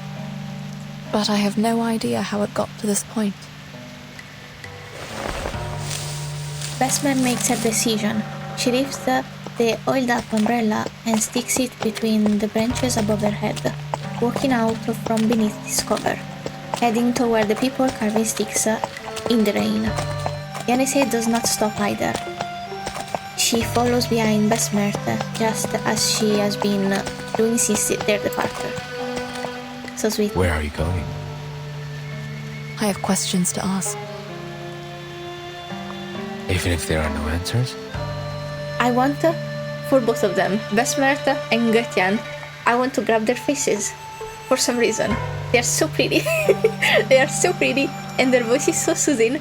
And I feel like when your cat is so cute that you wanna grab his face and give him smooches on the forehead, I wanna do the same on their forehead. They would not let me. I would ask for consent and be rejected, and I would be fine with it. But the impulse is there. Do you know? I don't know if you know. If you watch my Wuthering Waves gameplay, at the start of the first part, I keep getting very hyped by seeing the protagonist because he has a very cute baby face. He's such a pretty boy, and at some point, randomly, I called him Amore, which is the same name. Yes, baby, the same name I call my cat with. Amore is affectionately a pet name you give to people or animals. It is, of course, love, but it's like saying my love, like a pet name. It's cute. It's the same feeling I have for Getian and Madame Besmer. I love them. I love them like I love my cats for some reason. They are fictional. But they are so pretty and so lovely, and their voice is so nice. that I feel affection, not real affection, but like I get attached to them. So now we're pulling for Getian. Sorry, hot lady from the next patch. Yes, I think it is the same for all these people. They keep asking, even though they hear no answers. Esmer walks forward, almost reaching the broken bridge, until Yenisei grabs her sleeve. It's okay. I know what you're going to say. Oh, Yenisei reveals her image in the rain. The surface of the water is lightly patterned by raindrops, and their face is rippled by their falling. Fortunately, her heart is no longer swaying, like a reflection. How are you going to do it? We don't have any wooden chips like that. I will use my finger, mud and water, on the ground. You can ask too, whatever means you use. What I want to know. Esmer crouches down and pokes her index finger into the soft mud, writing a few Cyrillic letters, then others, and then still more. By the time she finishes writing the entire question, the first letters have already been eaten by the rain, whoops, like seawater washing away, etching on a beach. Child, what's your question? Say it if you like. I think I will write it down. Can you say it out loud? It's not like a birthday wish that you don't have to say it out loud or it doesn't come true, or like wishing on a falling star. Yenisei doesn't believe that doing so will have any purpose, but she cannot refuse Besmer. As she gazes at her face in the pool of water, she once again activates her arcane skill and asks the question that has been waiting in her heart. The red-haired girl suddenly disappears from the pool of water in front of her. Instead, a line of Cyrillic letters composed of worm-colored dots. I can't use my fan while also reading, apparently. I can't multitask like that. Wow, weird. Appears on the clear water surface. Oh. The girl looks at the water and realizes that the line of words doesn't even need to be fully legible. Rain pounds and waves rise. The water trembles with her question. Where is my water? Oh, like the one that Getian told her she would find. The sudden emergence of more animal footsteps prevents Yenisei from becoming lost in deeper thoughts. So, I always want the S's where there aren't any S's. The red-haired girl reappears in the water, her tone as unsparing as usual. Are they still going to carry out the fortune walk? Yenisei turns around.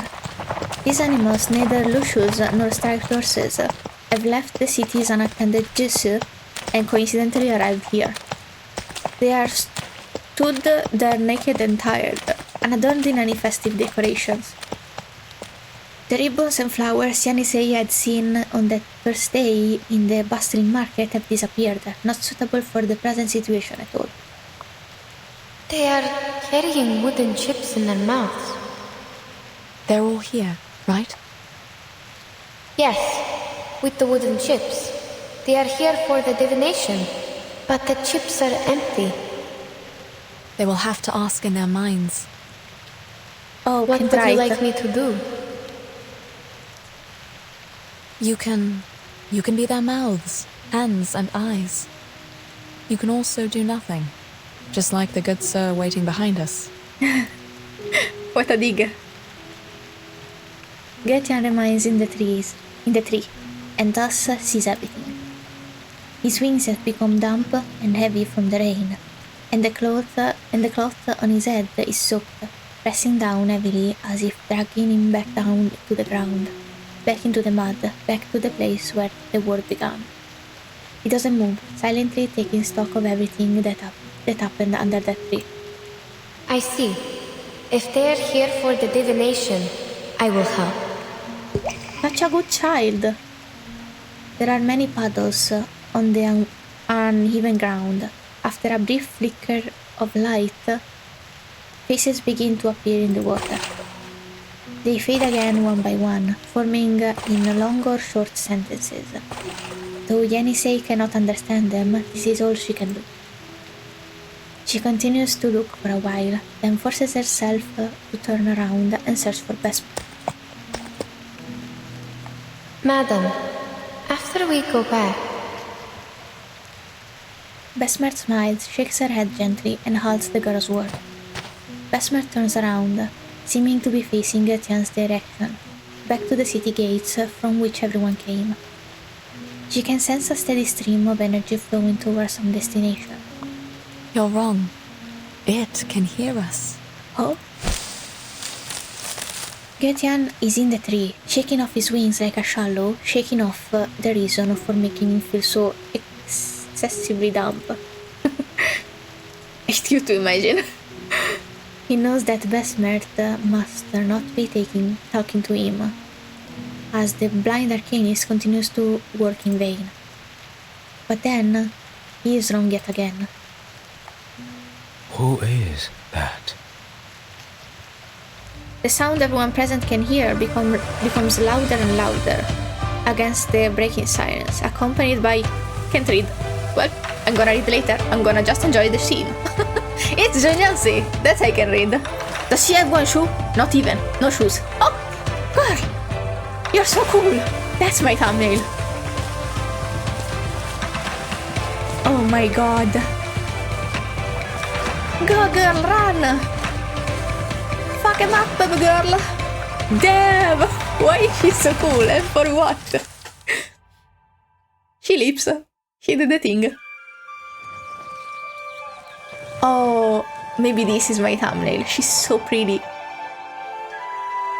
I want everything to be my thumbnail sometimes. So cute. Huh?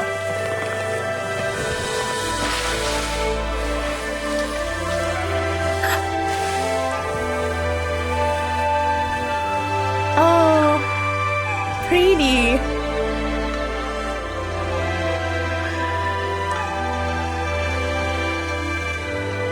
It's lovely. So, did she make the jump though? And can I read it? Or are you going to be continuing me? I can't read it. Oh, I can! Okay. Who is that? The sound everyone present can hear becomes louder and louder against the breaking silence, accompanied now by nothing but the patter of the rain, to the point where they all turn back in response. What they can see is a red dress swiftly passing over them all. It is Jiu Niangzi. Both those familiar and unfamiliar with her quickly realize her identity despite the change. Why did she do it? Did she really jump over the broken bridge? What could possibly have happened to her after doing so? A myriad of questions over in the mind of those confounded witnesses. Did you do it? Did you make it? Hi? Hello? It Wait! was her. The noise I heard. It was Jiu Niangzi. But that was their face! That was her face! It wasn't the reflection in their face, it was of their face, it was her face. Did she turn back already? It was an unusual disturbance when she jumped over the bridge. But... That was Jiu Niangzi. Mr. Liu, did you see that? Yes, that's her. That's really her. High heaven, she did it. She jumped over. An Olympic champion. She should have been in the Euro Games. In shock, someone hurriedly pokes their head toward the opposite bank of the broken bridge, but stops and withdraws at the cliff's edge. They are seeking a definitive answer, but fear the steepness and height of the cliff. Naturally, they never imagined someone might cross it. That... That's right! It's Jiu Niangzi! I saw her turn into a Lushu! Oh, Madam, yeah! she turned into a real Lushu! You are back! I wasn't imagining it! The people are back! And the river! He did it! And the river? The river! The Pele River is rising! So what did she sacrifice? She became... well, now everyone has what she wants because she became the Lusho and the people are people again. Is this okay? It was so quick. Sorry, did I skip something? No. Beneath the cliff no longer lies a canyon or a low river, but a constantly rising torrent. I can talk. My body's... What's happening? Yippee! The people finally react. They look at each other excitedly, a red light illuminating their faces, like the dazzling courtyard fire beneath the festival walkways, or the strips of light that appeared on the river before. Their divine wishes have been granted. Wait, Yay! My body is back. Girly! Yenisei, oh, and Madame doesn't notice because she can see. Oh, that's cute. Yenisei almost leaps into the air to embrace Besmert. Oh, that's cute. Jiu she jumped over the bridge. She jumped over in the human form. She didn't fall. I'm not sure if I saw it clearly. I think for an instant she turned into a real Lushu. Is this the power of the divination? The magic of Ask in the choir? Oh wait. The people in the city have come back, so maybe... A voice now long unheard also sounds from beside them. What the... Krolik! Ha!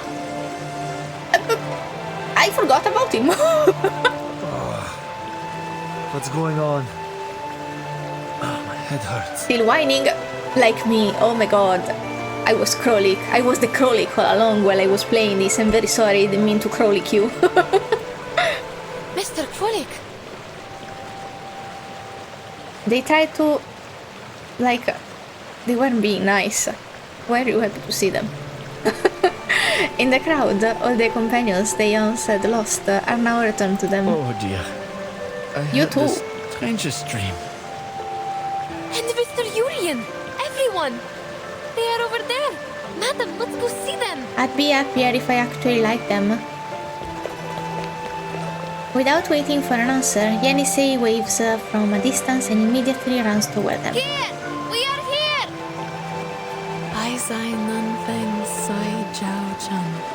It's indeed a rare occasion. Well, got solved real quick. But I'm perplexed, but okay.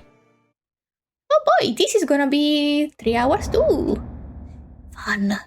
Not for editing me. For editing me, it won't be so fun. Okay, ask and acquire, finally. Oh, okay. Are we going back with them? Well, I guess we can't go back without Yenisei. They can't go back without Yenisei. Alrighty. Ask and acquire. And so the river flowed. A freebie. Well, I think it would be a freebie. The fights are over. We did it. We did the boss.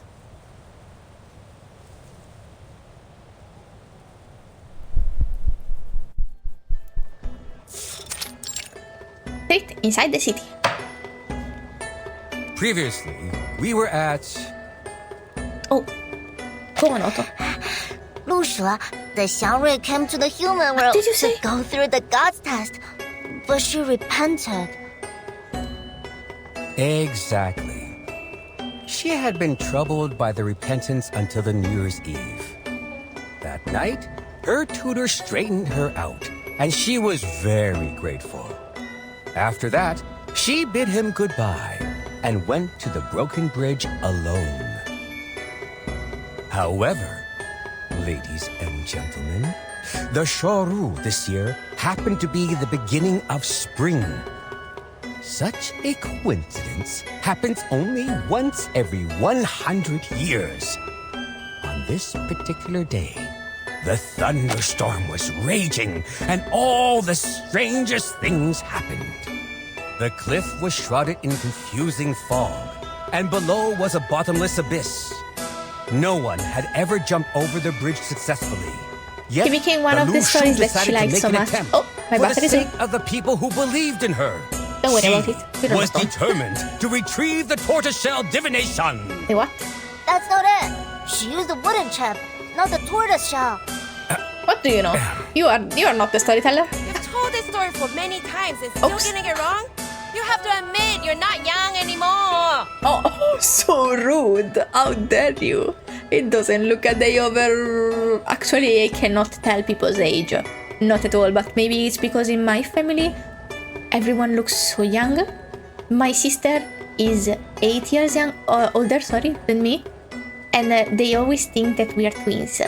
She gets ID'd sometimes. One time she got ID'd to buy a lighter. Can you imagine? It was for a candle. She doesn't smoke. Well, there's no such thing as a perfect story. Adaptations are always allowed, right? Please, pretend you didn't hear me and forget about it. Give me a break. He's telling that story again? I thought he'd be done with it after last time. Why is everyone so rude? Why is everyone so rude? What's wrong with this story? Just enjoy being told something. Last time? When? Last year? Did you sleep for a whole year? Tell him. I hear you, gentleman in blue. Now he's listening. You know, you are part of the story. Just like me. Me? What do you mean? Listen and you'll know. So, the Lu Shu jumped over the bridge, awakened the Yuan Temple, and revived the Peilin River. As a result, more and more people come to the Pei City at festivals. So I start telling stories again. As for you, the Lu Shu took over your tavern and turned you into her kind because you were an unscrupulous profiteer. You gave short weight to the people. That caused the decline of your business. Yet, you blamed it on the poor harvest. Why the dig? Hello? But I think the Lu Shu saved you from the plight. She ran the tavern for you, and you had a good sleep during that time. In a word, you did nothing good. But things ended up well for you. What? No way! What? I want that too. If only somebody could finish my essay when I fall asleep. Oh, what a mood. Already writing a political essay at this age? You have a promising future, young man. But I think you should go home now and get some sleep. You need to rest well so you can continue with your studies tomorrow. After all, the essay matters much more than the story. Right? Okay. This was nice. Is it? It's not. Okay. Oh, we're outside. Amidst the festival hustle and bustle, a farewell brews in front of the city gates. This is the place from which people come in and people go. I have so many things to write about this time. Enough for me to write a travel note. What should I call it? Travel in the East? Journey to Pei City? Or no, so no. Neither of them sounds good. Blunt as There are always. already too many travels and journeys. I think you are different from those authors, madam. So... Sorry. Getian escorts the group to a spot near the city gate, where the road splits into two. On one side lies the road up the mountain, and on the other side lies the road down. He slowly descends to the ground, standing still, stiff and slightly uncomfortable. The human companions of the two arcanists retreats in caution and fear from the strange bird creature, still not adventurous. Indeed.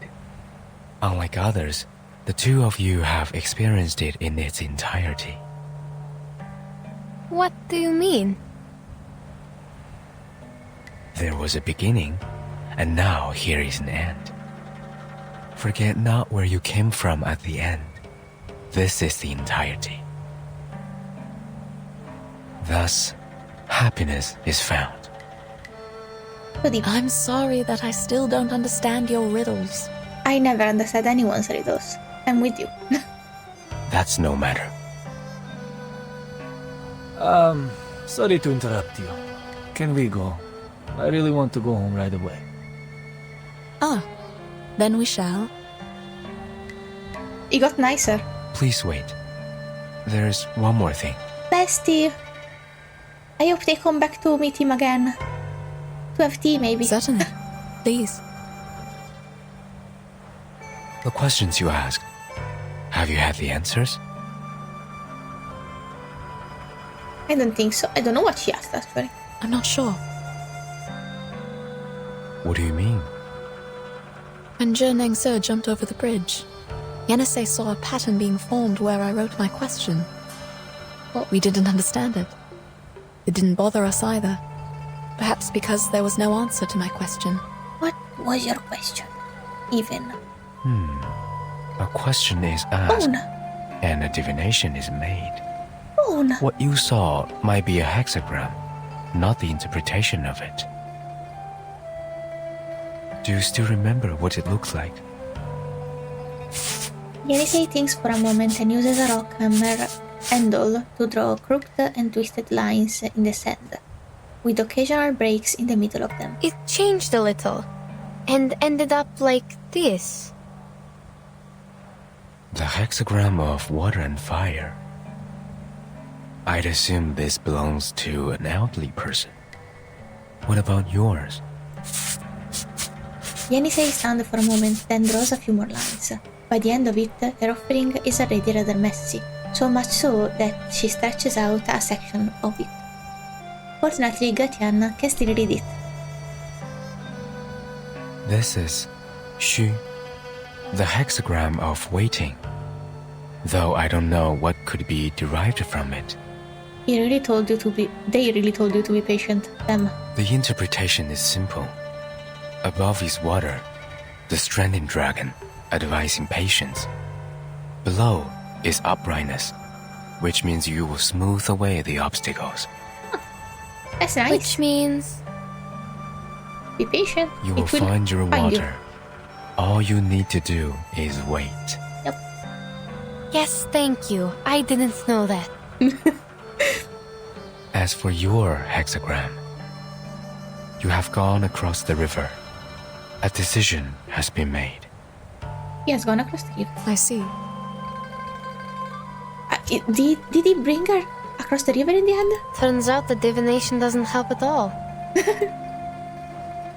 It does, if you believe in it.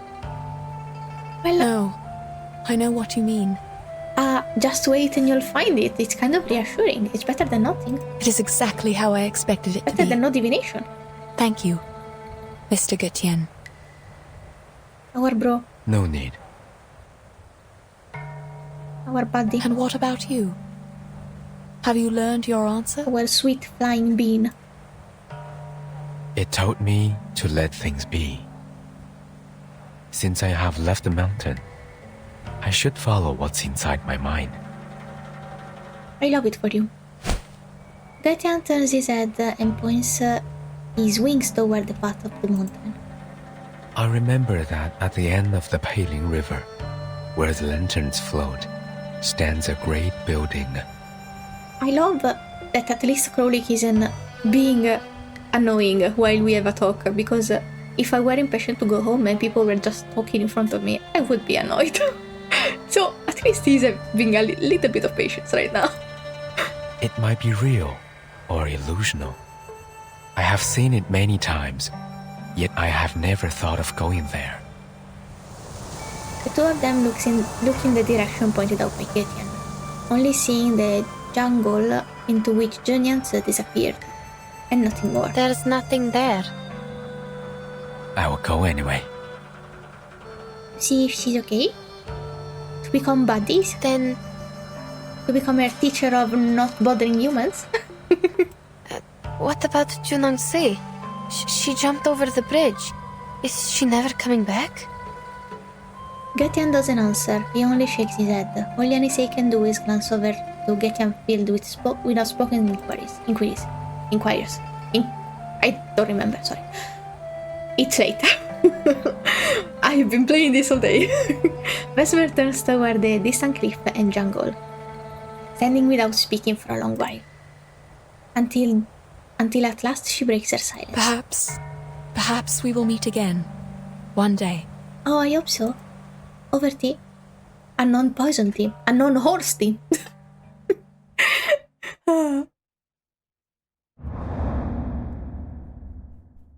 last one, I think. And the last ones are really short.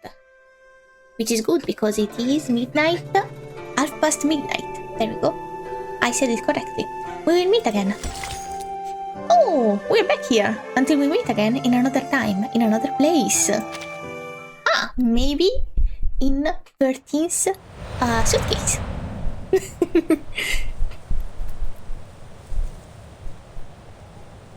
I wish Madame Besmert was also...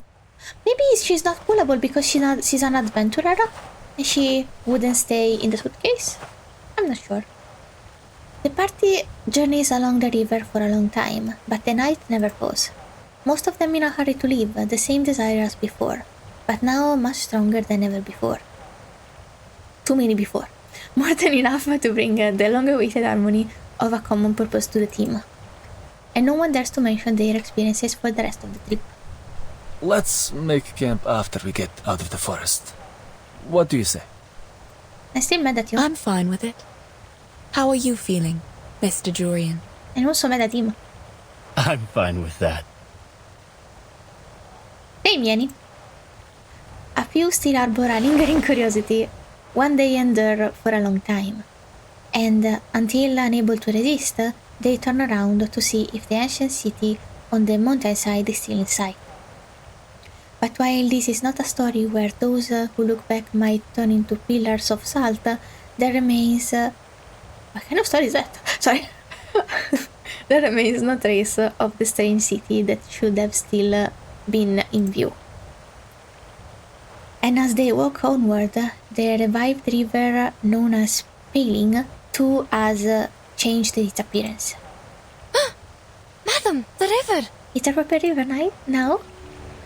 The once-wide river invisibly splits into slender tributaries behind them, spread out across the lush spring meadow like a ropelet. Even if they wanted to find it, they might never distinguish the one that would lead them back. What is it? Oh, that's a shame. The compass is working! Great! Oh! So many screams. I thought there were just 5 of them. Plus 2. Their fellow travelers excitedly raises their hands, briefly blocking Niangzi's gaze from Vesper. The girl takes advantage of the situation and withdraws the words she cannot say. She only gently shakes her head. Nothing. Let's move. The compass is working, which means we can rely on the map again. Oh, that's good. As for the book I'm going to write... Yes? Have you decided the title? I can guess it. Yes. I will call it... Notes on Shuori. Love it. Then also 10 title. Notes on Shuori. Yes, that's the title. He flips over a page and continues reading. The title is actually not a good choice for a book on geographical discoveries. On one hand, there is no doubt that Shuori is a difficult word for the target readers of this book. I'm not a target reader because I don't know geography. I actually suck at geography because they did not taught to me geography properly in neither of my classes. Not in elementary school, not in middle school, not in high school, not in university. I was never taught geography properly. The lack of the education system in Italy. Big flaws everywhere, especially geography apparently. On the other hand, the word notes, in most cases, is used to describe the collections of informal essays. They usually record the daily talks of professional writers, and thus include a variety of ideas and inspirations. But it's a cute title. As a geographer, however, I don't possess enough knowledge of literature to write the real notes, nor does the assistant who takes dictations from me, unfortunately. Even so, we have decided to use these words for the title. Postscript. The title has also been included in the first draft we sent to the editors of Motherland Documentary and the Department of Publication Review. The next page is missing. Let me see. Oh, Found it. June 4. Sunny. I never knew the journey back to Omsk would take so long. My assistant and I set off from Yekaterinburg last year, and we didn't arrive until now. In Omsk, we met the governor again. I left him some drafts of this book in return for the help from the local Scientific Research Association. Those drafts have recorded the steppe ecosystem around the Om River in detail. For example, before we arrived in Omsk, we followed a herd of sheep across the river. The wool on their tails was apparently matted. I recorded this detail because the way they crossed the water was almost a miracle. It is known to all that sheep can be easily drowned because their thick wool holds them back in water. Yet, things seemed different for those sheep. They had been trained by the local herders and were able to cross the river swiftly, as if they were only several balls of cotton floating on the water. This isn't very relevant, but it's very interesting to When me. they came to the shore, I noticed that their hooves were in the shape of a round cake, with one slice missing. They climbed out of the water with their little cake hooves, shook themselves dry, and continued on to the next pasture, never hesitant to go forward, never looking back. Seeing all these, I hope I would be as determined as these sheep in my future journey. Today's article was an extract from a geographic manuscript from St. Pavlov Foundation Far East Branch, recorded by Yenisei. Oh, they are from the foundation. Next is the news broadcast.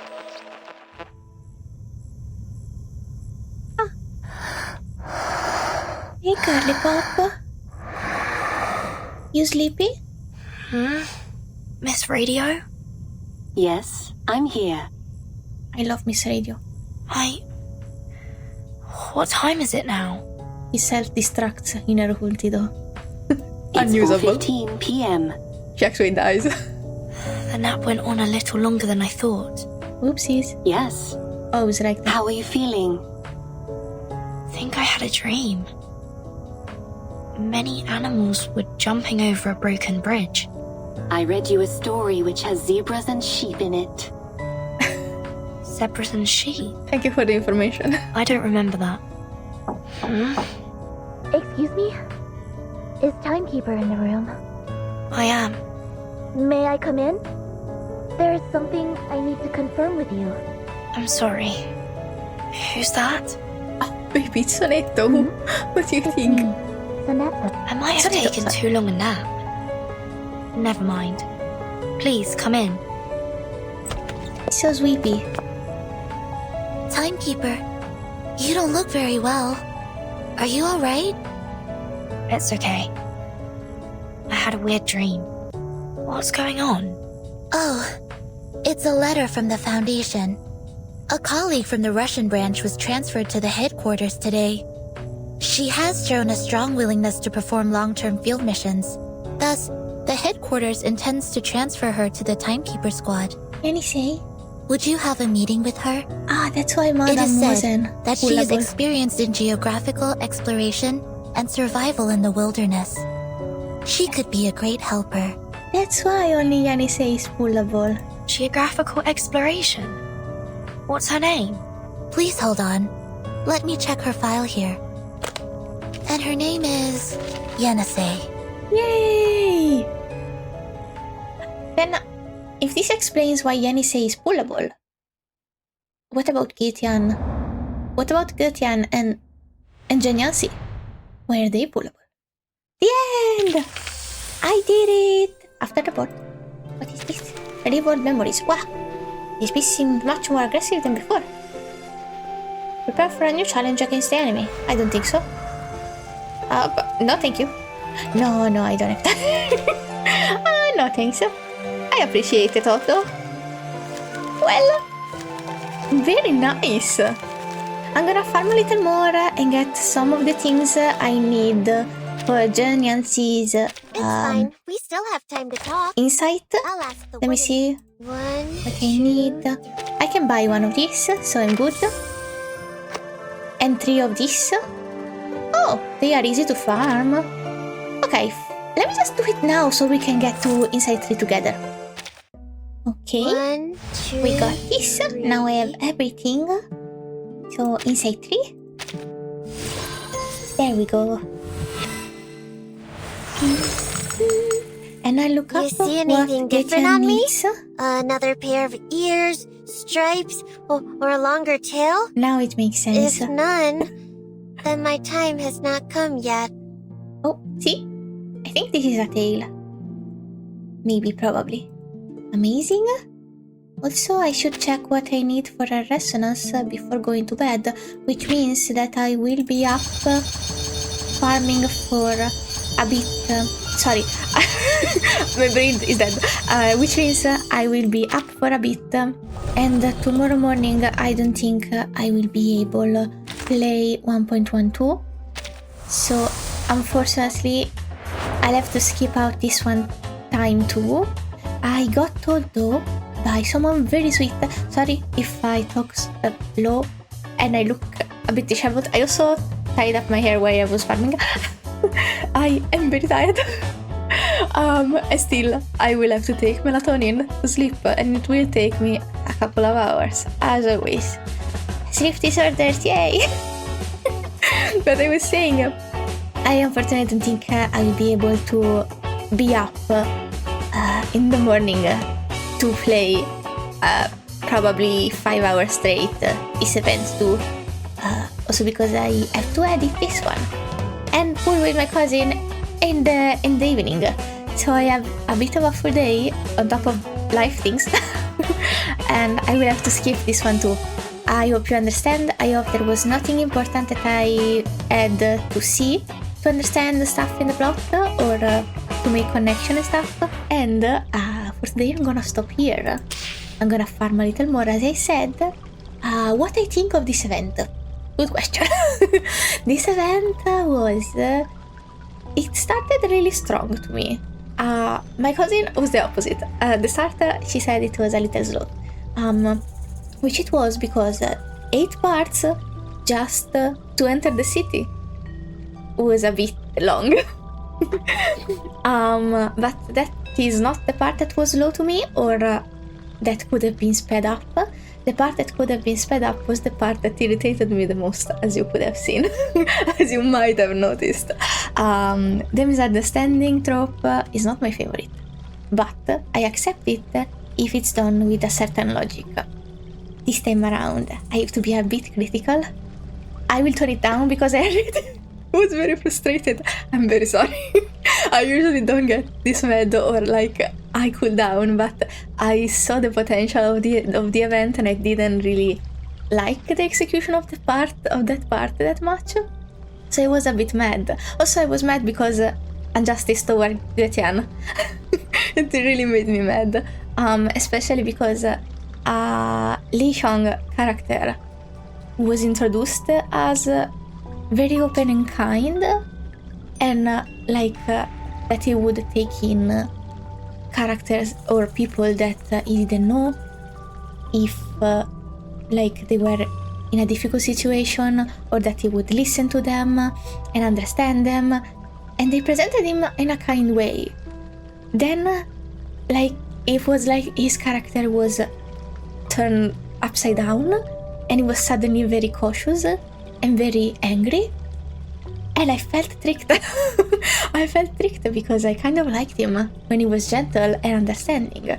And going from, because the situation wasn't that different from the 2 foreign ladies entering the city and being aggressive toward the guards. We attacked people. Getian didn't. He indeed got inside of the jutsu, I think. Or comunque, sorry, that's Italian. Or he got inside where he was, and it could have seemed like an attack. But then that just makes us on the same plan. The only thing that was different is that he was a suspect, but with no proof. With no proof of anyone seeing him hurting the people. He just brought the horses to someone else, and the only person that could testify for him was gone. Allegedly, he said that they shooed her away, and the thing that could have been sped up to me was the confrontation, maybe? I guess it did make for a more interesting revelation that they kept shutting him down so that he had to confront Jiu Niangzi in front of people to make it a little more cynic, or however you call it, dramatic maybe. It did make for a good scene, so I understand why they did it, but in the process of trying to make a good scene for the climax, they made things a bit too long. Certain scenes were necessary for the build-up, certain scenes could have been avoided, in my opinion. That is all my opinion. You can have yours. If you love this event, I understand why. It was very pretty. I love the characters. Not all of them. Some of them were built with feet. Wait, do you say that in English? In Italian, you say una cosa fatta con I piedi, which means a thing made with feet instead of hands, you know? So, which means that a thing that done not with much caution or a bit maybe badly made. But maybe it's just my opinion, maybe I just didn't understand the character at first, or maybe could have been an intended plot twist, having him being a bit double-faced. I didn't feel like he was double-faced. I felt like it came out of nowhere and the character was a bit half-assed, honestly. But that's just my feeling. I might as well be wrong. But aside from that, I really appreciate the scenery. I really appreciate the plot twist of her actually transforming the people knowingly. I totally thought, with how clumsy she was, that she did it by accident. So even if she was displaying some arguable, maybe some arguable behavior, I was trying not to be mad, and I was trying to excuse her and all of that. But in the end, I couldn't save her. I couldn't save her for myself. I'm still... They made it a bit better. They didn't have her, they didn't excuse her with some bullshit reason. They just said she did wrong and she left. Which is kind of... It is very sad, but kind of the only course of action that I accept. Because they would have done maybe worse to Getian, and I think they emphasized fairness a bit in certain points, then decided to discard fairness and justice and gang up on him, and I was very pissed. And then fairness got back, so I really appreciate that part. And I might have not liked Jiu Niangzi for a chunk of the plot, but toward the end, although the resolution of the conflict was a bit weak, it was foreshadowed, but it wasn't explained in the end. I think there is something missing. Like, it's funny to say because it was very long, but they focused on some parts that didn't need focus and left out some explanations that I would have loved to have, but maybe it was unnecessary exposition. You could piece the things together with connection with your noggin, with context and stuff, so maybe it wasn't needed. I would have loved it in place of other things. But yes, the characters were the good thing about, the best thing about this.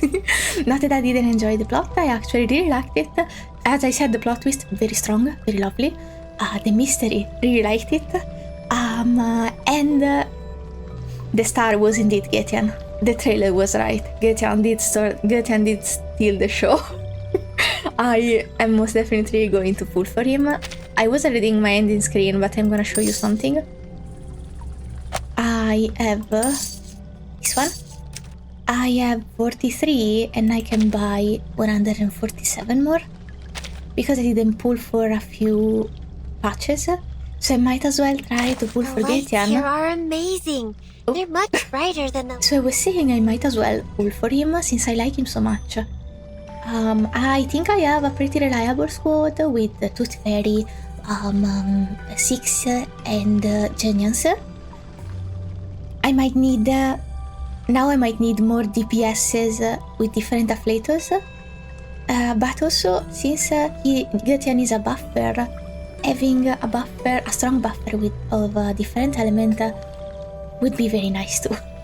So I'm gonna splurge a little and I'm gonna try to get him. And then if I want the very pretty lady, I am simping so hard. Trailer reaction of that one also is coming soon. But if I want a pretty lady, I'll just have to farm. But I'll do my best. We'll see what's up.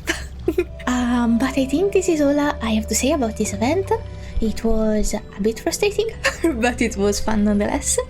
I am the type that pushes through things and sees them to the end before forming an opinion, so I'm a bit sorry that I felt so strongly and so frustrated and so angry in the middle of it, but I'm glad I finished it. The ending was nice.